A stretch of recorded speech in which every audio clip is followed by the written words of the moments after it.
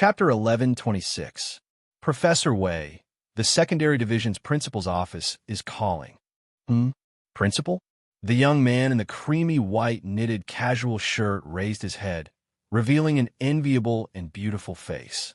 His lips were slightly raised, and the faint smile seemed to dye his lacquered eyes with bright stars. Did he say what it was? He didn't say, but judging from his tone, it doesn't seem to be anything good. Please transfer the call. Okay, please hold on. Intoxicated by the young man's beauty, the assistant was momentarily dazed. He quickly returned to his senses and transferred the call. The young man accepted the call request, and the dark screen suddenly lit up, revealing the face of an unfamiliar middle-aged man. The man was in a suit with a protruding beer belly. His slightly chubby face was filled with impatience as he said something to the young man. After a while, the young man said in a cold tone, "Sorry, I'll be right there." After hanging up the call, he tidied up his desk, picked up his coat from the hanger, and put on a light gray scarf. "Where are you going, Professor Wei?" A colleague who passed by saw him in a hurry, looking at the bus route as he walked, and asked curiously. The young man seemed to be in a difficult position. "The Federation's Secondary Division, but I don't know which bus to take." The colleague choked on his words. The Secondary Division is on the other side of the hemisphere. It'll take at least 4 hours to get there by bus. The Federation's top university was on planet Clemra, and the entire planet had 4 parts: elementary schools, secondary schools, and advanced schools. The last one was the school district housing, where family members lived during the holidays. The young man had to cross at least half the planet to get to the Secondary Division from the Advanced Division. After listening to his colleague, the young man frowned. "I'm going to the Secondary Division to do something, and the other party only gave me 40 minutes. The colleague said, 40 minutes? There's no rush in this world." The young man looked at his colleague quietly. The other party only gave him 40 minutes, but it would take him 4 hours to get there by bus. Was this not a rush? The colleague was also confused. He said, "I saw you driving a Silver Wind Thunder X6 earlier, and it's a limited edition Silver Deluxe Edition. According to the official data, it would take you at most 20 minutes to get to the Secondary Division from here. With this, why would you take the bus? The normal edition cost tens of millions, and this special edition cost at least 100 million. The price was secondary. The key was that this kind of limited edition was only available to certain people. It cannot be bought without some social status." Ever since the young man drove this car to work, many young teaching assistants became even more enthusiastic towards him. He could even afford a sports car worth hundreds of millions, but this young man actually liked to take public transport. Sure enough, poverty limited his imagination. The youth said, "I don't have a driver's license, so I can't drive." Previously, it was an autopilot mode, but this mode has a speed limit. With the autopilot mode activated, the speed of the sports car would be limited to the minimum, and it would be able to drive according to the predetermined route without a driver. Her colleague had an idea and suggested, "I have a driver's license. I'll take you there." The young man smiled apologetically. "Then I'll have to trouble you." His colleague looked calm on the surface, but he was wild with joy in his heart. A limited edition sports car worth hundreds of millions. He had only seen it on the virtual network and had never touched it. After driving it for a bit, he found that the car's performance was far more terrifying than the official data. His colleague immediately thought of modifying it. "Have you modified your sport car?" The hover sports car steadily stopped at the parking lot, and the young man prepared to get off. "My wife modified it. She's quite interested in it." His colleague was speechless. Didn't the officials say that the limited edition Silver Tempest X6 is infinitely close to the military's tank configuration? The young man smiled. "I'm not sure about that. She said that the original car was too fragile and had poor defense, so she modified it to be thicker." His colleague looked speechlessly at the Silver Tempest X6 in front of him. The perfect lines of the car made people fall in love at first sight. The reason for the modification was actually poor defense. Could it be that the young man was the son of a high-ranking official? His colleague was secretly puzzled. The young man did not understand the Secondary Division at all. Without his colleague's help, he would not have been able to find his destination. The verification procedures in the principal's office were a little troublesome. Without his colleague's help, the young man would probably be obstructed for a while. I really don't know which planet you came from before. You don't even know how to use these basic instruments, his colleague muttered in a low voice. The young man smiled gently. Not only was he not angry, but he also studied seriously. After entering the office, the principal's words reached their ears. Wait, Song, your parents aren't here yet. The young man heard his mischievous son snort unhappily. I'm sorry, Mr. Principal, I'm late. The young man smiled faintly. May I know what mistake my son made? He spoke in a genteel manner, but because he was a professor of ancient culture who specialized in ancient history, no one said anything. You are? The principal looked at the young man and asked, You're Wei Song's father? Based on appearance alone, the young man and Wei Song were indeed somewhat similar. He looked more like an elder brother than a father. The young man nodded and asked honestly, Yes, do I need to show my paternity certificate? The principal's smile froze, and he said stiffly, No need. His colleague was flustered. The mysterious professor of the Federation's top institution of higher learning. Married with a child? Suddenly, this colleague felt that there was hope for him to get out of singlehood. Now that the young man was married, wouldn't Yin Yin, who had a crush on him, give up? Just as he was thinking, the couple standing at the side interrupted. You're this child's father? Their attitude was a little rude and unreasonable, and their faces were angry. The young man gently raised his hand and patted his bratty son, who had just reached his shoulder. He was not angry at the couple's attitude at all. He was unbelievably gentle. Yes, I'm his father. The principal didn't explain in detail just now, so I don't know what happened. The two of them sized up the young man. The young man was dressed very casually. All of them were ordinary brands with affordable prices. However, he had a good temperament, so his clothes exuded the air of luxury. I hope you can educate your son well. His conduct is not worthy of studying at the top institution of higher learning in the Federation. The man opposite him glanced at Wei Song contemptuously and said, Stealing is a very despicable act. Refusing to admit it is even more unforgivable. The principal added, If this matter is true, Wei Song will be criticized by the entire school and punished with expulsion. A trace of surprise flashed in the young man's eyes as he looked down at his son, who had just entered puberty. Although this child was a little bratty, he would not do such a thing. What happened? I don't know either. That kid snatched my mecha model for no reason and even accused me of stealing.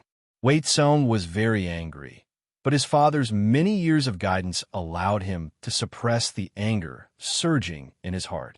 Why would the top institution hire a liar who's full of lies? The young man frowned slightly and said indifferently, I believe my son's words. He wouldn't do such a thing. Everything requires evidence. If Mr. Principal or this couple can produce concrete evidence, such as stealing surveillance footage, I will personally educate them. The man said, That's impossible because the theft happened in the bathroom of the training cabin. That's a surveillance blind spot. The young man laughed and said, If that's the case, how can you be sure that my son stole some mecha model? The man was enraged as well. Before he could speak, the young man who had shrunk to the side spoke up, mumbling, That mech model is the latest limited edition model. My dad pulled some strings and spent over $5 million to buy it. Other than the difference in scale, every function is modeled after a real battle mecha. There's even a unique code on it. I lost the model, and Wei Song obtained a model with the same code. Although there was no surveillance footage, was there a need to guess? Wei Song laughed angrily. You're twisting words and forcing logic. You're slandering me without evidence. You're going too far. The young man said, Are you going to say that your family bought the mecha model in your hand? Wei Song suppressed his anger. So what if it is? A person who can afford a mecha that costs over 5 million credits is wearing a t-shirt that costs over 200 credits. You're discriminating too much. What's wearing a t-shirt that costs over 200 credits to you? You're just a commoner. With your family situation, you probably can barely afford the tuition fees, right? Wei Song could not hold back his temper and took a step forward. The young man raised his hand and placed it on his shoulder, pulling him back. Wei Song, who had been raging just a moment ago, was now extremely obedient. The young man said, "What's with the model?" Wei Tsong shrunk his neck and whispered, "Isn't it about to start the mecha course? It's still a few years before I can really learn how to pilot, so I secretly asked my sister for help, who knew that I just received the goods today, and not long after I played with him, this guy would go crazy and say that I stole his stuff. He was being wronged." The young man sneered. "You said your sister bought it for you? Let your sister come over and confront us." Wei Tsong said, "Are you stupid? Wait for my sister to come over. Why are you so thick-skinned?" The young man was furious. There must be some misunderstanding in this matter. Seeing the two teenagers quarreling over this, the young man frowned unhappily. What misunderstanding can there be? The school doesn't accept people with a criminal record of theft. Wei Tsong, it's better to call your mother over and settle the withdrawal procedures together. The young man snorted. "I can settle this privately. If you voluntarily withdraw from school, this matter won't be recorded in your file. How about that?" The young man did not go overboard. Although Wei Tsong stole his favorite model, he could let bygones be bygones now that the item was back. Wei Tsong was just a commoner student. If he was recorded in the secondary department of the best university, he would not be able to find a job in the future. "What's the model number?" "I'll ask Yin and find out what's going on." 2012 XSD 3611, the same model as War God 1253G. The young man glanced at Wei Tsong's father. He was not as angry as he was at first because of his good looks. Since Wei Tsong said his sister bought it, there must be a receipt, right? If you can produce evidence to prove that the model in his hand is indeed his, then I can apologize to him. Although he said that, he did not believe that Wei Tsong could produce evidence. The young man noted it down and opened his communicator to send a message to his daughter. After a while, the message came back. "Mom threw it to me a few days ago. I gave it to Tsong in passing. Where did the receipt come from?" The young man secretly had a headache. He pulled up his wife's contact avatar and roughly explained the current situation. He replied instantly, "What the hell? Tsong stole? Wait a minute." After a while, someone's communicator rang. Everyone looked at each other. The principal nodded apologetically in slight embarrassment. It was an unfamiliar video call request. Seeing this, the young man said, "Mr. Principal, you can answer it. If I'm not mistaken, it should be my wife." "What the hell?" The principal agreed to the video call in surprise. Because it was a three-dimensional communication, the person would not appear on a two-dimensional plane. Instead, it would be directly projected into a three-dimensional image. "Hello, Mr. Principal." As soon as the person spoke, everyone in the principal's office was silent. Hello, Jiang. Well, I'm in a bit of a hurry. Let's cut to the chase and get straight to the point. Jiang Pengji said, "I just heard from my husband that my son stole. The evidence is true, so it's very likely that he will be expelled from the school. He might even be recorded. Is this true?" The principal was stunned. Not only him, but everyone else was also stunned. They could understand every word the chief said, but when combined into one sentence, they could not understand it. Evidence is important when doing things. Is there a surveillance camera or a witness? The principal blushed and said with difficulty, "No." Jiang Pengji raised her eyebrows. "Since there is no evidence, why did you say that Tsong stole?" The principal glanced at the young man's parents. Their expressions were very interesting, like a broken palate. Faced with the questioning of the chief, the principal did not dare to be vague, not to mention that the chief was the most difficult old hooligan to deal with. The principal explained the reason rather awkwardly. Although it was beautified, it could not hide from Jiang Pengji's eyes. "I think the atmosphere of the top school should be changed. The school is a place for students to seek knowledge. How can there be class discrimination? If this matter is broadcasted by the military media or the civilian media, I think the top school will be on the hot search list for a few days." The principal choked and was speechless. Could this kind of thing be linked to discrimination? The school was already relatively fair. The teaching resources they could provide could also be enjoyed by children from ordinary backgrounds, but children from wealthy families could enjoy more top-notch resources. These resources could not even be provided by the school, let alone for ordinary children. For example, the simulated mecha this time. This kind of mecha model was not a toy on the market.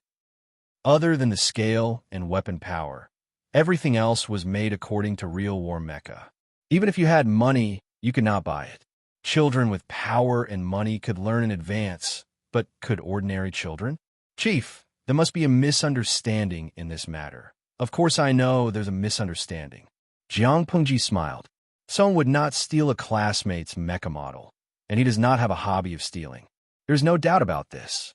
Because the mecha model was made according to my former ride, the manufacturer gave me 2 sets as souvenirs. There is no possibility of it being fake. I have already contacted the manufacturer to investigate the serial number, and various certificates can prove that the one in my hands is real. I have a rude suggestion. You'd better check if the lost mecha model is a high-quality imitation. The principal only felt his cheeks blush. The youth's parents could not help but suspect that they had bought a high-quality imitation at a high price. After all, it was impossible for a dignified chief to buy a high-quality imitation from official channels. I'm sorry, Chief, this is my fault. I did not investigate in detail and wrongly accused young Master Wei. The youth's father could not help but speak up, trying to save some face. Regarding the lost mecha model, I will investigate carefully. I will not wrongly accuse anyone. Jiang Pengji smiled. It's okay. It's good that this matter has been resolved. Wei Song could not hold it in any longer. Just a series of apologies was enough. He had been wrongly accused for a few hours. The teachers and principal took turns to meet him, and all of them accused him of stealing. Hadn't he just insulted him with his eyes and nose, mocking him for wearing a cheap t-shirt that cost 200 credits? Although Tsong is young, he is still a young man. This gentleman should be able to understand what it's like to have a bratty son with strong self-esteem at home. Jiang Pengji seemed to sense Wei Tsong's resentment and added with a smile. The gentleman immediately understood. Of course I can understand. After this matter is investigated, I will solemnly apologize to young Master Wei and compensate for the mental damage. Wei Tsong was still a little angry, but after a few snorts, he wilted. He lowered his head and secretly rejoiced. He was satisfied that his mother could take time out of her busy schedule to help him solve a trivial matter. The matter was not complicated, but before Jiang Pengji revealed her identity, Wei Tsong was determined to be a commoner student. A commoner student holding a mecha model worth more than 5 million would make any normal person think that it was of unknown origin. The other party's attitude was more rude and unreasonable. They insisted on their own judgment, so Wei Tsong was naturally at a disadvantage. Now that the positions were reversed, the previously arrogant person could not be arrogant anymore. After careful investigation, they finally found the lost mecha model. After the manufacturer's appraisal, the lost model was indeed a high-quality imitation. The one in Wei Tsong's hand was the real one. The youth apologized to Wei Tsong, accompanied by his parents. "You're the son of His Excellency the Commander?" The youth was still very confused. "Yes, is it strange? Then why are you dressed so shabbily? Which proper young master would dress so intimately?" Wei Tsong choked and retorted, "My dad likes to shop online. Not happy. I can also wear a shabby t-shirt like this. Okay?" The youth was embarrassed and ashamed. Fortunately, Wei Tsong did not pursue the matter for revenge, so they were in peace. On the other side, the youth's colleague was dumbstruck and could not react for a long time. The mysterious professor, who usually did not bat an eyelid, was actually the man of the infamous commander. The flowers in the school, who coveted the youth. Did these people know who their love rivals were? "You and His Excellency the Commander are," the youth laughed. "We are husband and wife." "A secret marriage?" "No, but she and I don't like to receive too much attention from the outside world, not to mention that our child is still young." The colleague was already speechless. "That sports car. She bought it for me to travel to work. Atsung's temperament is a bit awkward and he's in puberty. I'm worried about him, so I followed him to Klemla so that it's convenient to take care of him." The youth smiled and squinted his eyes. "Don't tell anyone about this. She's been in a bad mood lately because I've been paying too much attention to Song and neglected her. If there are any related reports, I'm afraid she'll cause trouble." The corner of the colleague's mouth twitched. He'd be crazy to spread gossip about the commander. "I definitely won't. There was no need to mention how uncomfortable it felt to have a secret that others did not know. The matter seemed to have been resolved, but not long after, the principal was demoted. He issued a series of documents to rectify the school's atmosphere. The group of students' parents was baffled. Only the person involved knew the inside story. 6 years later, Wei Sung finished his secondary and higher school courses and graduated a few years ahead of schedule. At the graduation ceremony, the commander of the 7th Army, Her Excellency Jiang Pengji, attended as a special guest and awarded the graduation certificates to the student representatives.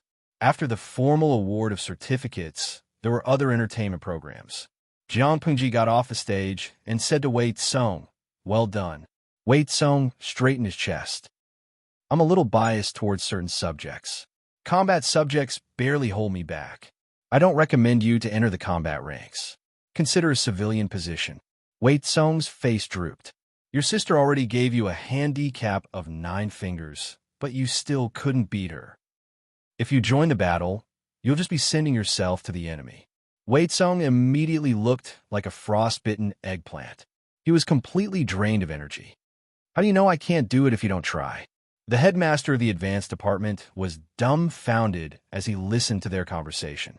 Seeing Wei Sung contradict Jiang Pengji, he tried to smooth things over by apologizing to Jiang Pengji on Wei Sung's behalf. "Army commander, this," Jiang Pengji said good-naturedly. "Sung is throwing a tantrum. I made a fool of myself in front of the principal." "Sung? Wasn't that a little too intimate?" The principal of the advanced department was dumbfounded. Wei Sung is His Excellency's relative. The conversation between the two was broadcasted to the virtual network. Because it was a routine graduation broadcast every year, there weren't many viewers at the beginning. It was a cliché. It was the same routine every year. It was annoying to watch too much. However, the more the audience listened, the more they felt that something was wrong. Their thoughts were perfectly synchronized with the principal's. "My son," Jiang Pengji said. "Oh, so it's His Excellency's son." As the principal spoke, his expression froze. "Son?" The audience watching the live broadcast also exploded. "The army commander's son? That wasn't right. When did she get married? Who was she marrying?" Everyone had the same question. As if to answer their doubts, an extremely good-looking young man entered the range of the camera. "Dad, I'm here." As soon as Wei Sung opened his mouth, the bullet screen exploded. "Don't push me. Let me see who the father of the 7th Army's crown prince is. Oh my God, my goddess is actually married. Her child is about to enlist in the army. Are you kidding me? This year's media can't do it. Upstairs, are you stupid? Even if you gave those paparazzi 10 million heads, they wouldn't dare to follow and secretly take pictures of the big shots in the military, right? The crown prince is so good-looking. He's so good-looking. The boss's man is good-looking too. I don't think he's had plastic surgery. Oh my God, Jiang Pengji, this scourge is finally single. Can I find a lady in the army who's willing to let me take over?" The bullet screen audience quickly attracted the attention of others when they called the army commander's name directly. But in the next second, he deleted the bullet screen and continued to lurk, cheering for the army commander. He's the army commander now. When the next marshal election is held, he'll be the marshal, right? That's for sure. The current army commanders are either too old or too inexperienced. None of them can fight.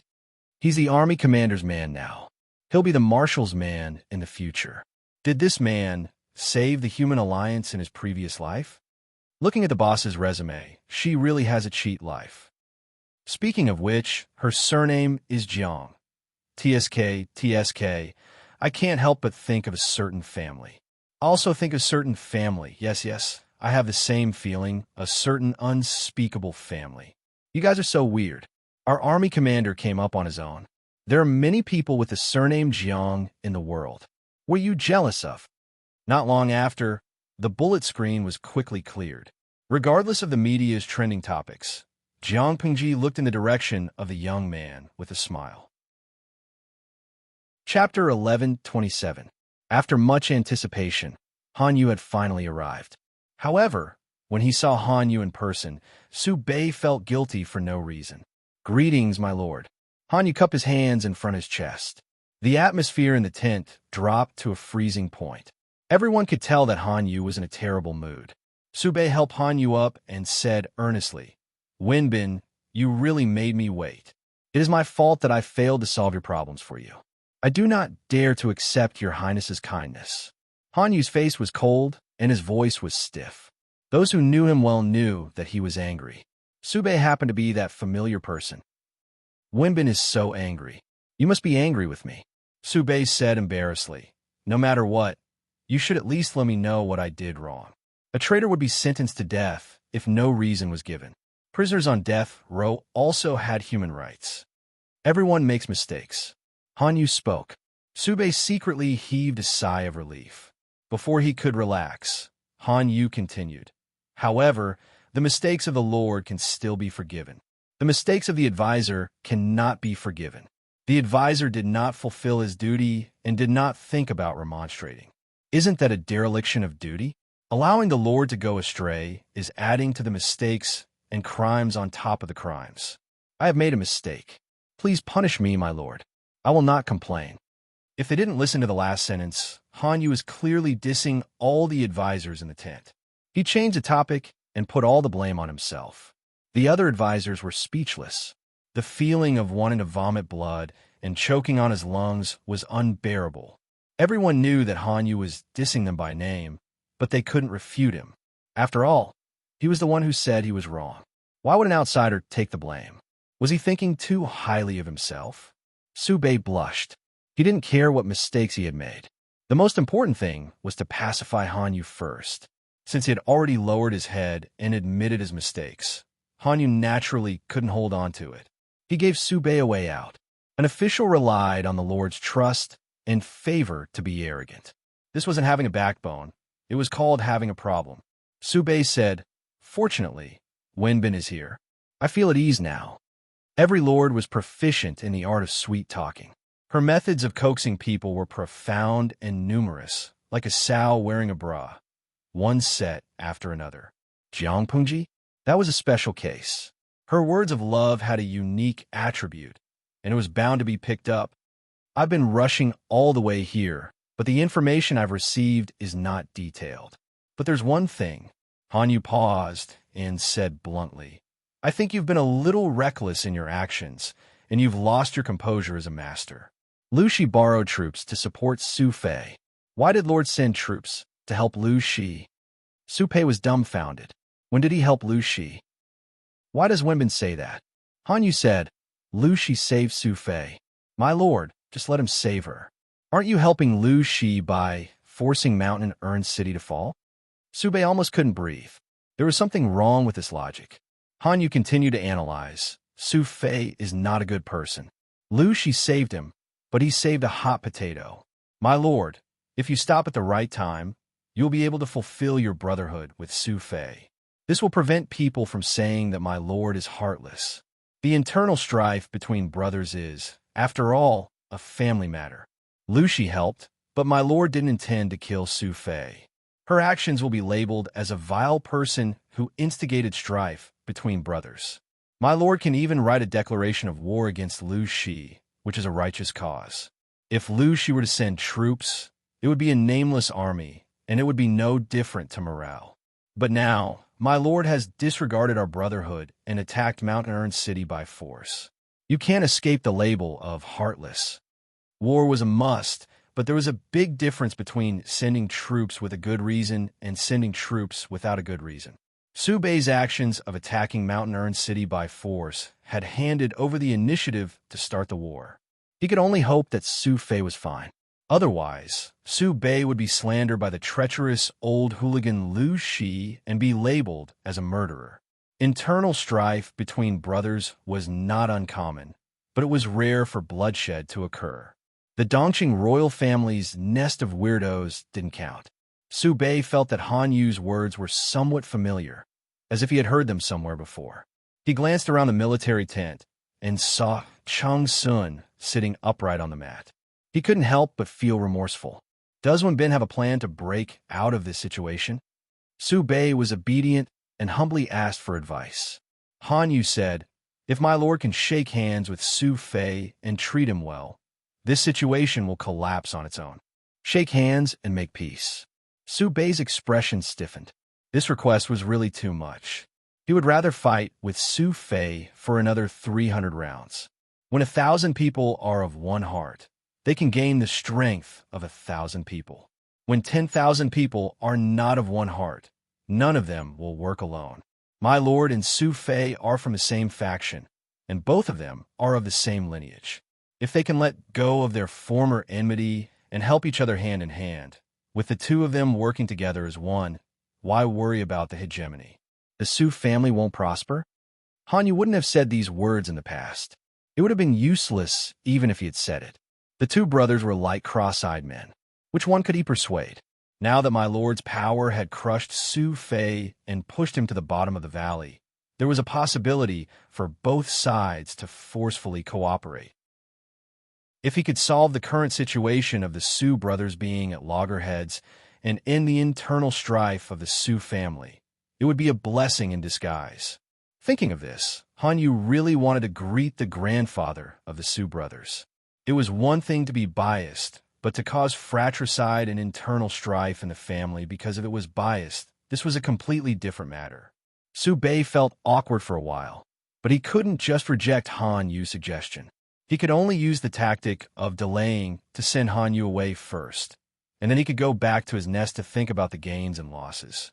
Unexpectedly, before Su Bei could decide whether or not to bury the hatchet with Su Fei, a sudden piece of bad news came. Su Fei is gone. Su Bei's eyes widened in shock. His right hand gripped the messenger's shoulder tightly, and he cried out, "What did you say? Who's dead?" Su. The messenger's heart was filled with anxiety. Seeing that Su Bei's attitude was not right, he corrected himself. "Your lord is dead." "How did he die?" Su Bei seemed to be unable to accept it. The messenger replied, "He hanged himself." Han Yu's expression changed drastically. If he was killed, he could still say that someone's soldiers killed him by mistake and manipulate public opinion to wash away the stain on his name. But if he hanged himself, it would mean that he was forced into a hopeless situation and begged for death. It was obvious who forced him to do it. Han Yu was overwhelmed with shock, but his mind was exceptionally clear. Not only did he have to worry about Jiang Pengji's soldiers, but he also had to worry about Jiang Pengji's slander. "Where's the corpse?" Su Bei asked. The messenger replied, "Your lord's corpse has been collected by his eldest daughter." Su Bei heaved a sigh of relief, but Han Yu, who was at the side, was frightened out of his wits. If the father hanged himself, the person who collected the corpse should not be his wife or son. Why was it his eldest daughter? Unless, as he was thinking, the messenger's voice came from outside. "Report. There's a messenger outside the camp requesting an audience."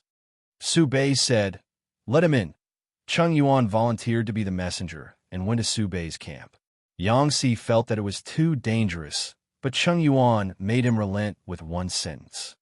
When two armies are at war, Su Bei is not the lord if the messenger is not executed. Chapter 1128.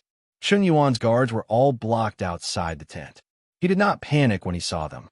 Instead, he smiled faintly and walked into the main tent alone. Looking at his appearance, he wore a dark-colored wide-sleeve crane cloak with a jade pendant hanging from his waist. His clothes fluttered elegantly in the wind. The corners of his eyes were slightly raised. His brows carried the vigor of a young man, but there was no lack of steadiness. Seeing Su Bei sitting on the seat of honor, he calmly bowed in greeting. "Your humble servant, Cheng Yuan, greets Duke Xin Zhao on the orders of my army's commander." Su Bei, courtesy named Xin Zhao. Now that the world was in chaos, the official positions of the feudal lords were meaningless. Jiang Pengji was still the governor of Wanzhou, but which governor could conquer the northern borderline? Not only did he cripple the northern borderline, but he also occupied their territory. Su Bei was the governor of Zhe County, but his territory was not limited to just Zhe County. There was also Hu County and half of Zhangzhou. The royal family was extinct. As one of the 5 countries, Dongqing had been destroyed in name and in reality. Since the country was gone, many titles naturally had to be changed accordingly.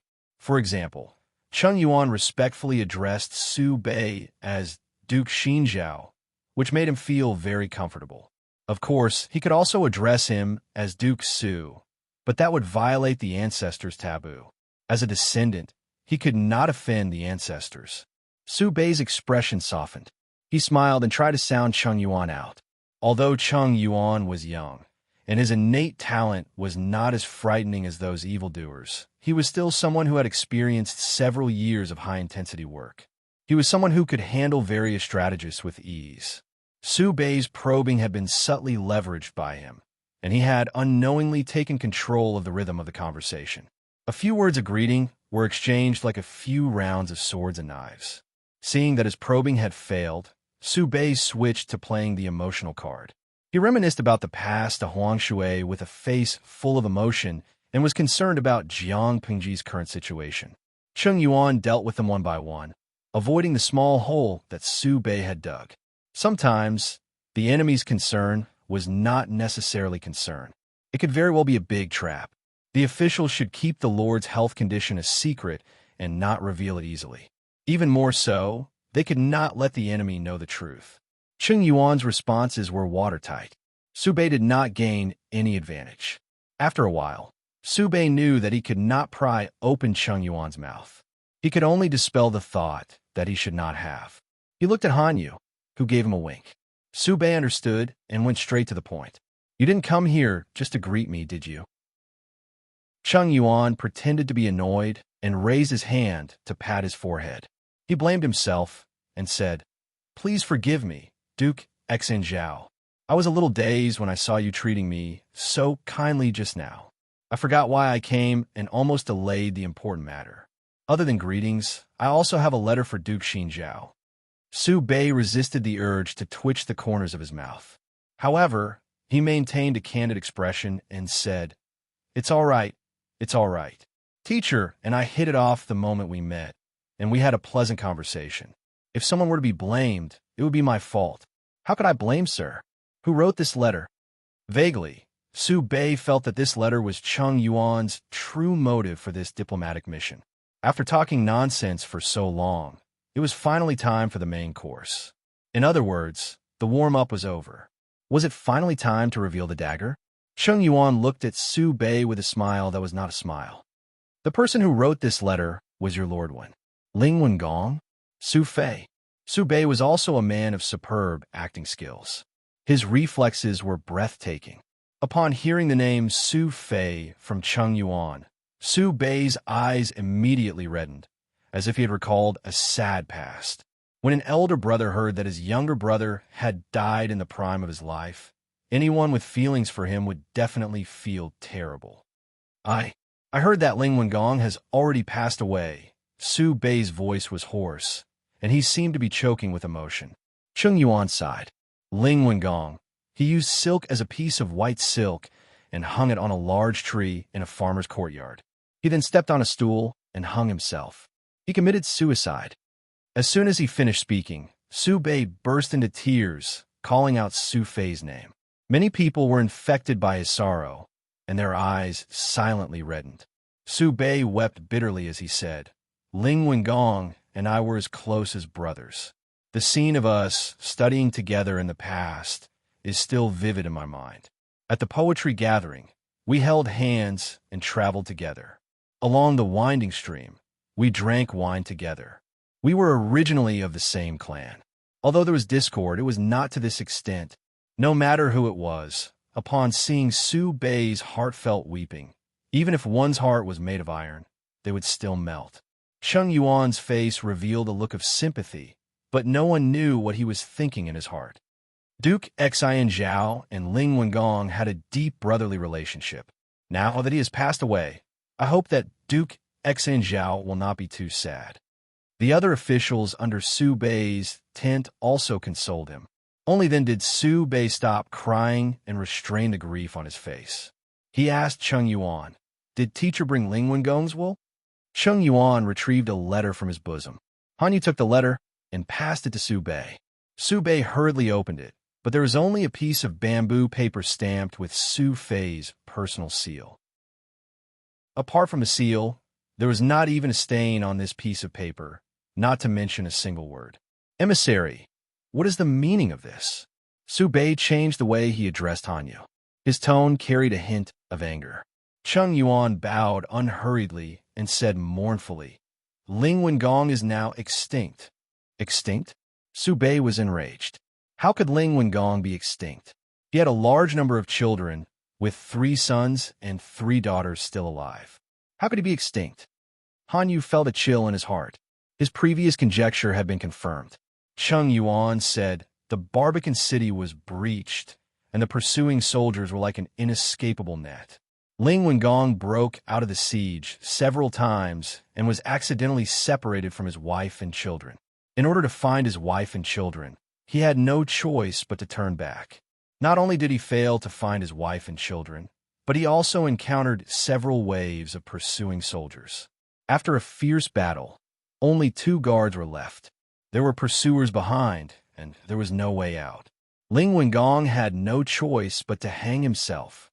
Su Bei subconsciously wanted to stop Chung Yuan, but he knew that if he berated him, he would be admitting to the bad reputation of forcing his own brother to his death. Chung Yuan continued. Ling Wengong's wife and children were also unfortunate. After they were separated from Ling Wengong, they unfortunately encountered bandits and villains. The villainous tycoon killed 3 innocent children, ending Ling Wengong's bloodline. The 2 concubine-born daughters also died young. Fortunately, Ling Wengong's wife protected them with her life, delaying time until the arrival of the main army. She was able to preserve her only bloodline. 3 sons and 3 daughters. 5 of them died. The sons who could carry on the bloodline were all dead, leaving only 1 daughter. Wasn't this the end of the line? Chung Yuan calmly stated his intentions. Ling Wengong's daughter grieves over her deceased father's desolate state. She boldly borrowed her deceased father's name to ask Duke Xinjiao for an heir to continue the bloodline of the 2nd branch of the Su family. If there were no filial sons, Ling Wengong would not be able to sleep peacefully in the afterlife. Su Bei's eyes widened in shock. He finally understood what was going on with the will in his hands. This wasn't just a piece of paper. It also contained the lives of Su Fei's entire family. Su Bei glared at Chung Yuan as if he wanted to chew his flesh off. His eyes were filled with a strong, murderous intent. Chung Yuan was neither sad nor happy. He was like a hermit who had nothing to do with this matter, coldly observing the various expressions of the crowd. Chapter 1129. If one ignored the fact that Su Bei had breached Shanwan City and forced Su Fei to his death, how many people would be moved by his words? His cousin's family had only 1 orphan daughter left, and Su Bei had helped out and raised her. What a good person. Su Bei had no choice but to do so. Chung Yuan had stabbed him twice, and he couldn't retaliate. Naturally, he had to think of a way to salvage the situation. Su Yanxiao was already 11 years old this year. If she was raised well for 2 years and married into a good family, Su Bei's infamy as a murderer would lessen.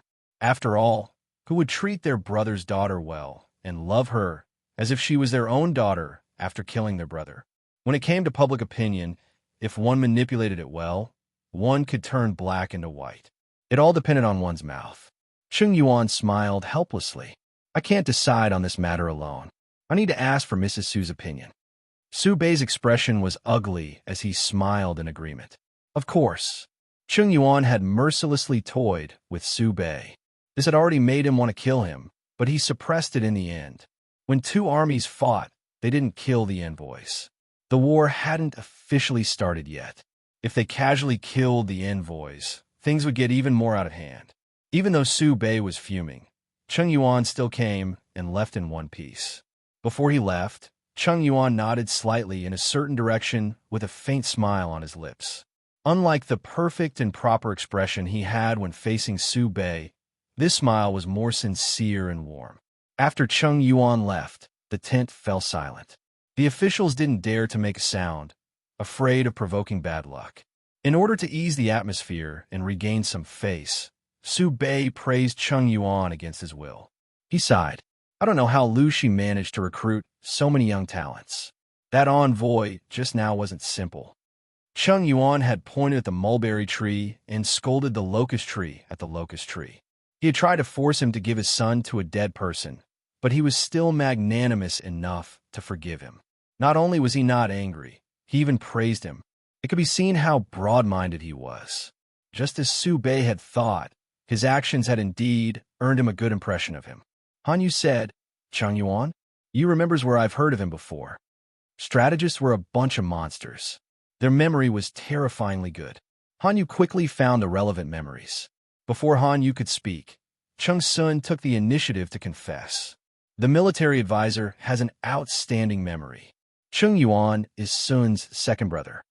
Being exposed by others and confessing by oneself were different in sequence, and the results were also different. If it was the former, it would inevitably arouse the suspicion of those in power and put them in a passive position. If it was the latter, it would appear that he was magnanimous and would eliminate the Lord's suspicion. Chung Sun was a smart person. He naturally knew what was best for him. Han Yu said, "Yes, I heard Gong Luo mention it before." Patrol Officer Chung said, "My younger brother is insolent and has offended the Lord. Please punish him, Lord." Regardless of whether it was right or wrong, he had to take the blame first. In any case, Su Bei wouldn't really vent his anger on him. Gong Luo's younger brother is actually from the Orchid Pavilion. What a coincidence. Su Bei smiled, easing the stagnant and heavy atmosphere. "I'm just lamenting the wonders of fate.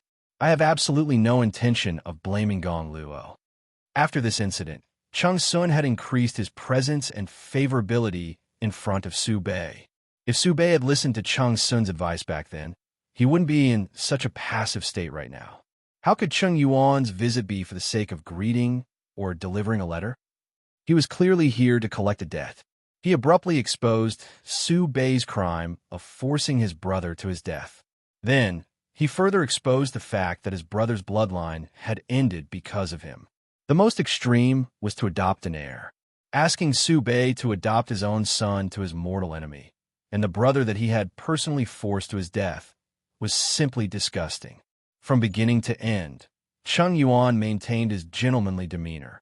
However, every word he said was heart-wrenching. Chung Sun almost didn't recognize this younger brother of his. Although they had been apart for many years and his younger brother had grown from a youth with baby fat to a mature and steady youth, but this change was too big.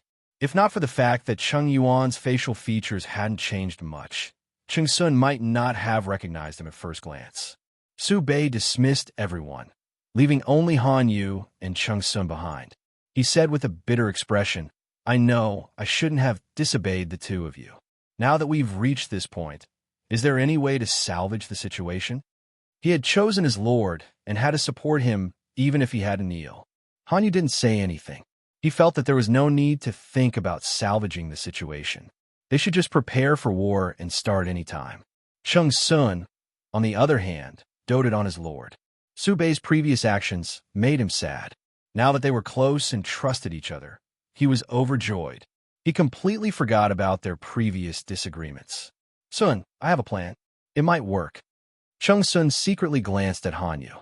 When he saw that Han Yu didn't look displeased, he mustered up his courage and said, "My lord, why don't you write a secret letter to Lu Shi and tell him the pros and cons? If the two families fight, it will only benefit others." There was no need to say who this others was. The three most powerful feudal lords in Dongqing were Jiang Pengji, Huang Song, and Su Bei. Although Yang Tao still occupied half of Zhangzhou, he had already developed his foundation in Nanxing. It was a joy to expand his territory, so he wasn't included. If Su Bei and Lu Shi fought, Huang Song would definitely be happy to see it happen. He might even secretly stab them in the back.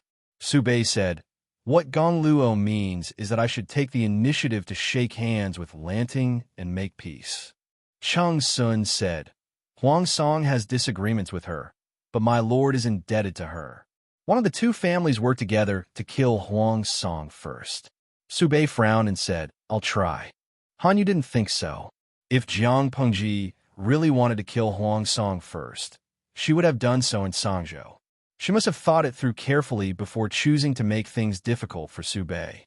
Why would she change her mind just because of a secret letter from Su Bei? How is this different from changing orders all the time? He thought that this urgent letter would take at least half a month to reach Jiang Pengji, but in reality, it only took 10 days. It wasn't that the letter was delivered quickly, but that the messenger met Jiang Pengji halfway. She gathered 100,000 troops and led them to the south. When the messenger saw this battle formation, his scalp went numb. Whose letter is it? Jiang Pengji didn't wear her casual clothes for long. After resting for a while, she put on her armor. There was an exquisite black sword in its scabbard at her waist. The origin of this sword was mysterious. The audience in the streaming room had never seen her pull it out. They were curious at first, but they forgot about it after a while. Qiguan Rang fanned himself lightly and smiled. I believe in Zhao Gong. Feng Jin took over Qiguan Rang's job and managed Chongzhou. He also assisted Sun when in managing Beizhou, northern borderline. Before he could be happy for 2 days, he was dragged to the battlefield by Jiang Pengji. Qiguan Rang, I believe in Zhao Gong. Jiang Pengji had a sour expression on her face. Su Bei is Su Bei. Why are you calling me male and female? Qiguan Rang, if he didn't know that his lord had studied in Langyi for 3 years, he would have doubted her education just by hearing these vulgar words. What male and female? These are honorifics. He thought that his lord had learned from Yuan Jing and must have a good opinion. He didn't expect her to say such vulgar words. This was his lord. He had to support her even while kneeling. I definitely can't stand people calling me Lanting Duke. At this time, a bunch of comments floated in the streaming room. If I don't call you Lanting Duke, should I call you Lanting Mother? If they weren't separated by dimensions, Jiang Pengji really wanted to beat up this group of idiots. Jiang Pengji opened a secret letter and read 10 lines at a glance. Su Bei wants to form an alliance with me and share the world, Qiguan Rang said. He's asking for peace and stalling for time. Jiang Pengji picked up her brush and wrote a reply in one breath. Her brush moved like a dragon and snake. The letter was very short. There were only a few words. Chapter 1130. I want 100% of the 9 states and 4 seas. After Jiang Pengji finished writing, she took a step back and admired her handwriting. Before she could rejoice, the group of viewers who were not afraid of being beaten by her started to make trouble again. Lang Yuntian, I'll set up a famous flag for you. I want 99% of the 7 countries. A blue bullet screen was sent, followed by a similar red bullet screen. The viewers from both dimensions looked at each other. It turned out that not only were their dimensions' cultures similar, but even their animations were the same. Mu Xining, streamer, do you want to consider changing your words? The last person who said that died in Qin's dungeon. Xin Yuan Miao Miao. Hashtag picknose. I don't think there's a need to change it. Master Han wants 99% of the 7 countries, but Emperor Shi Huang wants 100. If it's really a flag, the streamer should follow Emperor Shi Huang's example and unify the world. I have to say, Master Han, you died a terrible death. The audience loved to use the streaming room as a place to exchange gossip. They could talk about anything. After their complaints, the topic changed from the streamer set up a flag to can the male protagonist of the anime not die? After years of living together, Jiang Pengji had long understood the character of this group of people. She simply treated the bullet screen as air. She did not avoid Qiguan Rang when she wrote, so he could see what was written in the letter. Even though he knew Jiang Pengji's ambition, when he suddenly saw the 8 words, the arrogance and confidence that came rushing at him still slightly surprised him. Lord, an inexplicable emotion welled up, and Qiguan Rang felt something stuck in his throat, making him unable to spit out additional words. What? Are you so shocked that you can't speak? Jiang Pengji laughed. Or do you think I'm too arrogant and arrogant? Qiguan Rang came back to his senses, but he was not in a hurry to explain. Just as Jiang Pengji knew that Qiguan Rang understood her, Qiguan Rang also knew that she understood him and would not easily misunderstand or be angry. I was shocked, but when the shock passed, it made me feel like it was just as I expected. Qiguan Rang frowned deeply and suddenly changed his words. No, it's not enough. My lord's heart seems to be not only focused on the world, but behind it is a broader domain. The world is vast, and the universe is boundless. The so-called 9 provinces and 4 seas may just be a drop in the ocean. Jiang Pengji's eyes were smiling, and her expression was full of deep meaning. If we jump out of this fence, we might really be able to find that place. If there comes a day, I really want to go there again. Qiguan Rang noticed that she was getting more and more mysterious, so he took the initiative to change the topic. One could not blame him for making a fuss over nothing. Since ancient times, how many emperors have been obsessed with longevity and alchemy, yearning for the boundless world of myths and legends? Reality proved that none of them could live forever. Instead, they died earlier than anyone else. Qiguan Rang did not want his lord to lose her mind and foolishly follow the path of her ancestors. Jiang Pengji sensed his intention and laughed involuntarily. She put down the brush in her hand and took out an incense burner to dry the ink. Then, she folded the letter neatly and placed it back into the envelope, summoning the messenger that Su Bei had sent. If Su Bei were to receive this letter, he would fly into a rage. He would be so angry that he wouldn't be able to swallow his food. Jiang Pengji's eyes were filled with mischief. The contents of the letter were the ambition in her heart, but at the same time, it was also a method she used to deliberately provoke Su Bei. The other party eagerly sent a messenger over, trying to turn hostility into friendship.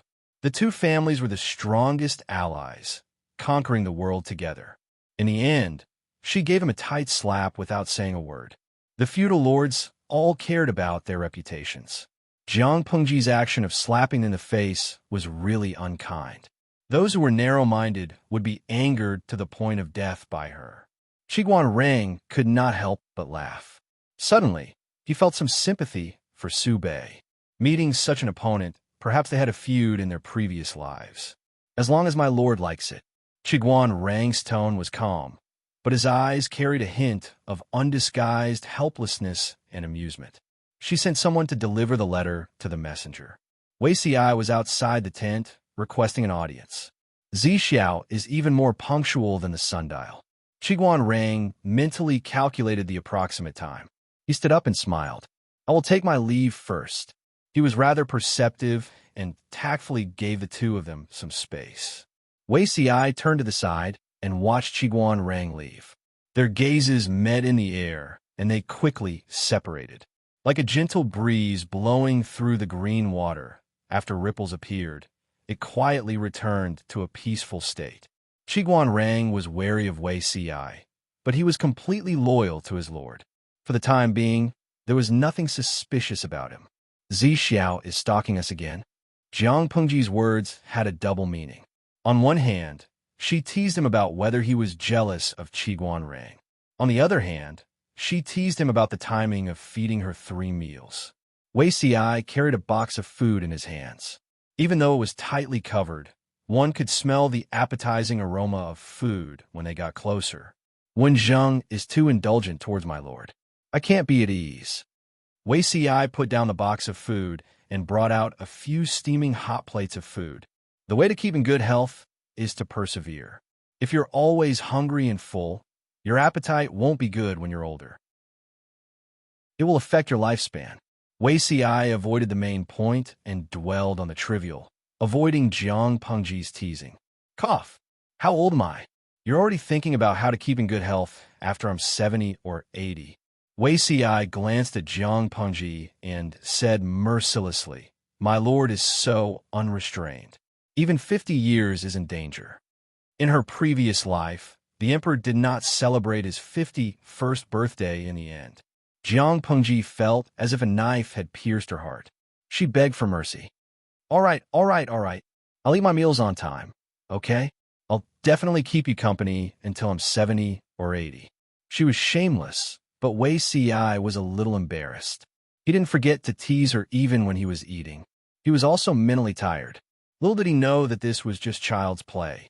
There was someone more mentally tired than Wei Xiai. Su Bei stabilized the troops on Qin Gong's side, while he anxiously waited for Jiang Pengji's reply. Following Han Yu's suggestion, Su Bei also made a backup plan. If Jiang Pingji was willing to accept the suggestion of forming an alliance to conquer the world, that would be the best. Both sides could conveniently bury the hatchet and turn hostility into friendship. If Jiang Pingji was unwilling to accept this suggestion, both sides were destined to fight. Su Bei also had to make adequate preparations for battle. However, he could afford to wait, but Su Fei could not. Su Fei was a direct descendant of the Su family. He was middle-aged, yet he was forced by his cousin to hang himself and leave no descendants. This was already extremely tragic. They couldn't possibly let his corpse rot in the coffin and not be buried, could they? At this point, another problem arose. A filial son had to throw a basin to be buried. Su Fei's sons were all dead. Where'd he get a son? Was he really going to let Su Fei adopt his son? Su Bei was 10,000 times unwilling. In the end, he could only choose a compromise. It still disgusted Su Bei to no end. He pinched his nose and welcomed the coffins of Su Fei and the others. With Qin Gong's help, Su Yanxiao carefully collected the corpses of her parents and siblings. 2 large and 5 small coffins, 7 coffins. She was the only one left of the large family that had been in constant conflict not long ago. Su Yanxiao, who was already thin and dressed in plain hemp clothing, was now so haggard that it was scary. "You don't have to worry about me going back." Su Yanxiao was Su Fei's only remaining eldest daughter. She definitely could not be absent from the burial of her deceased parents. However, the Su family's land was in Zhe County. If she returned to Zhe County, she would no longer have freedom. Chapter 1131. In ancient times, people matured and became sensible at an early age. At the age of 11, one could already be considered half an adult. Su Yanxiao had always been intelligent. At the age of 6, she had been learning how to manage the inner courtyard from her mother. She had seen too much internal strife and intrigue within the inner courtyard. Her mind could not be measured by the standards of an ordinary 11-year-old girl. She knew her situation. Her eldest uncle was the main culprit behind her father's death. Her mother had also been indirectly forced to her death. In short, Su Bei was not only her eldest uncle, but also the enemy who killed her parents. Who would feel at ease letting an enemy take care of them? Su Yanxiao had the same worries. Qin Gong sat upright and looked at the young girl in mourning clothes in front of him. His heart was filled with hesitation. Xi and Zhao Gong would not dare to mistreat you.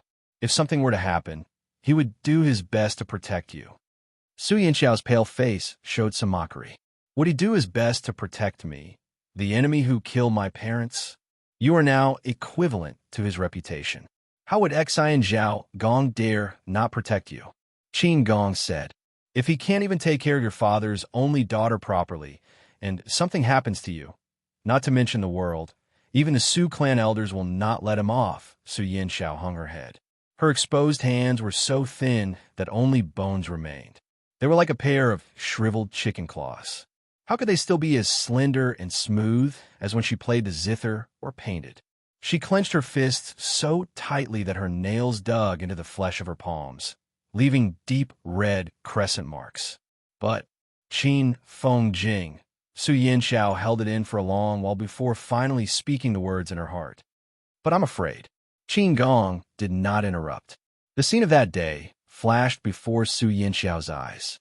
Her thin body trembled uncontrollably. She thought she could endure it, but in the dead of night, her nightmare was filled with the sinister smiles of thugs. They surrounded her and her mother, separating them violently. They tore off their clothes as they beat them. Her mother died with her eyes wide open. The corners of her eyes split open due to the force, and the blood that flowed out dried up. She saw the scene of her mother being humiliated through the gaps of the thugs. The thugs did not let her off. She was more desperate in her dream than in reality. She struggled to wake up, but the thugs treated her even more cruelly. In the second half of the dream, the thugs had all turned into murderous ghosts. Each of them had lost their scalps, revealing their bloody skulls. Dirty blood was dripping from their crotches. One by one, they crawled toward Lin Sanjiu, shouting deadly curses. If not for Su Yanxiao's strong state of mind, she would have been driven mad by the dream. After waking up from the dream, she couldn't help but let her imagination run wild. She even had a frightening thought. Why didn't Qin Gong arrive in time?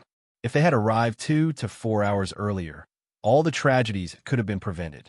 Why didn't he come earlier or later? Why did he have to come after everyone had died? Su Yinxiao's rationality told her that such a thought was too ungrateful, but she couldn't restrain herself. When she regained her senses, she felt that she was like a devil. Her face was even uglier than the concubines in her father's backyard. Qin Gong was silent for a moment. Then he said in a low voice, "What is Madame Su afraid of? Can you be honest with me? I've always felt that. I'm afraid that I'm destined to wander from place to place." Su Yinxiao smiled faintly. "No matter how well Su Bei treats me, can he treat me better than his own daughter? Although I'm a girl, I know that the world is in chaos. The feudal lords are greedy people. How can they be satisfied with what they have now? If I go to Su Bei's side, how many years can I live in peace? Or a few months?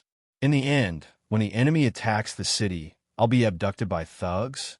When that time comes, will there be another Qin Feng Jing in the world who will arrive in time to save me? Was this the fate of all women in this chaotic world? As a woman, should she accept such a helpless fate? She had no choice but to compromise and break her proud and unyielding character in order to survive in this chaotic world. Finally, Su Yinxiao hesitated but still asked him, "Why did you arrive late that day?" Qin Gong lowered his head and told her the truth. He didn't rush over that day to save Su Yinxiao. He came for Su Fei's corpse. If not for heaven's eyes, Su Yinxiao would have been there. He didn't know when he would have found her. "I'm asking." Su Yinxiao took a deep breath and enunciated each word clearly. "Why did the army arrive at Shancheng so late?" Qin Gong's eyes revealed a trace of confusion. "I've already said it. He never thought of suspecting Jiang Pingji, much less Su Fei. But Su Yinxiao was different. I want to know why Lu Shi would be so generous to borrow 10,000 troops. Why did he borrow 10,000 troops and arrive at such a coincidental time? If there were too many coincidences, it would inevitably arouse suspicion. 10,000 troops were like cabbages. How could he borrow them just like that? Qin Gong was her father's most loyal official. Why would he switch sides at the last minute? Why did the 10,000 troops rush to Shancheng at such a good time? Su Yinxiao had been busy keeping vigil for her deceased parents. The temporary mourning hall was empty and quiet. She couldn't help but think too much. These doubts were like her nightmares, strangling her in a death grip. Qin Gong didn't hide anything and told her in detail what he knew. In the end, he added dejectedly, "I'm sorry. I'm ashamed to have lived up to your trust and nurturing." Su Yinxiao listened and didn't speak for a long time. "Lady Su, please be at ease for a while. Stay in Jia County and quietly wait for good news." Qin Gong seemed a little shy. He looked away and said in a low voice, "Looking at the situation of the world, my lord and Duke Xinjiao will definitely fight. On the day the army defeats the enemy, I will take you away." Su Yinxiao didn't reply. Qin Gong kept vigil with her for a while, then got up to train the troops in patrol. Because he had to prevent Su Bei from sending troops to attack, he had been very busy. But Qin Gong couldn't stop worrying about Su Yinxiao. In order to take care of both, he could only shorten his sleep and rest time. Just as he left the mourning hall, he found Yang Si standing outside. "Military advisor Yang, what are you?" "Tomorrow is the deadline. Lady Su has to carry the remains of your lord and the others back." Yang Si smiled bitterly. "I've admired your lord for a long time, but I can't send your soul off. Since I'm free, I wanted to come over and offer some incense to your lord to express my sincerity." Qin Gong was grateful.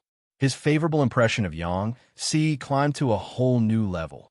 Unbeknownst to him, such kind words were nothing more than pleasantries for a strategist. As soon as Qin Gong left, Yang Si entered the mourning hall. The temporarily arranged mourning hall was very simple and crude. The air inside was a little stuffy, and it was a little uncomfortable to stay for too long. Yang Si said a few words of comfort to Su Yinxiao.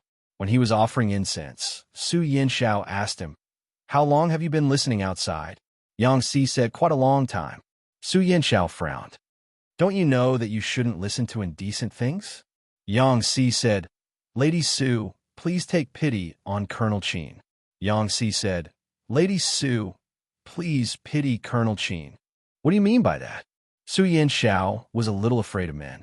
When she saw Yang Si turn to look at her, she subconsciously shrank back a step.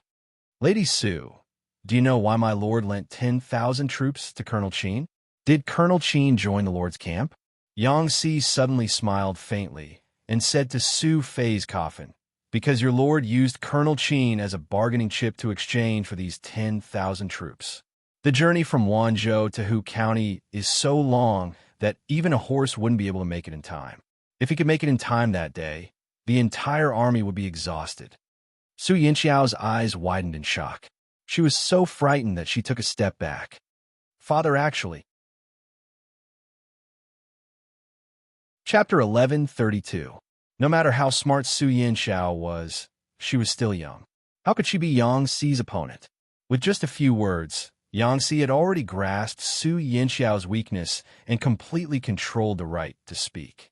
This matter, does he know? Su Yanxiao recalled what she had just said and thought. For a moment, she was ashamed and didn't know what to do.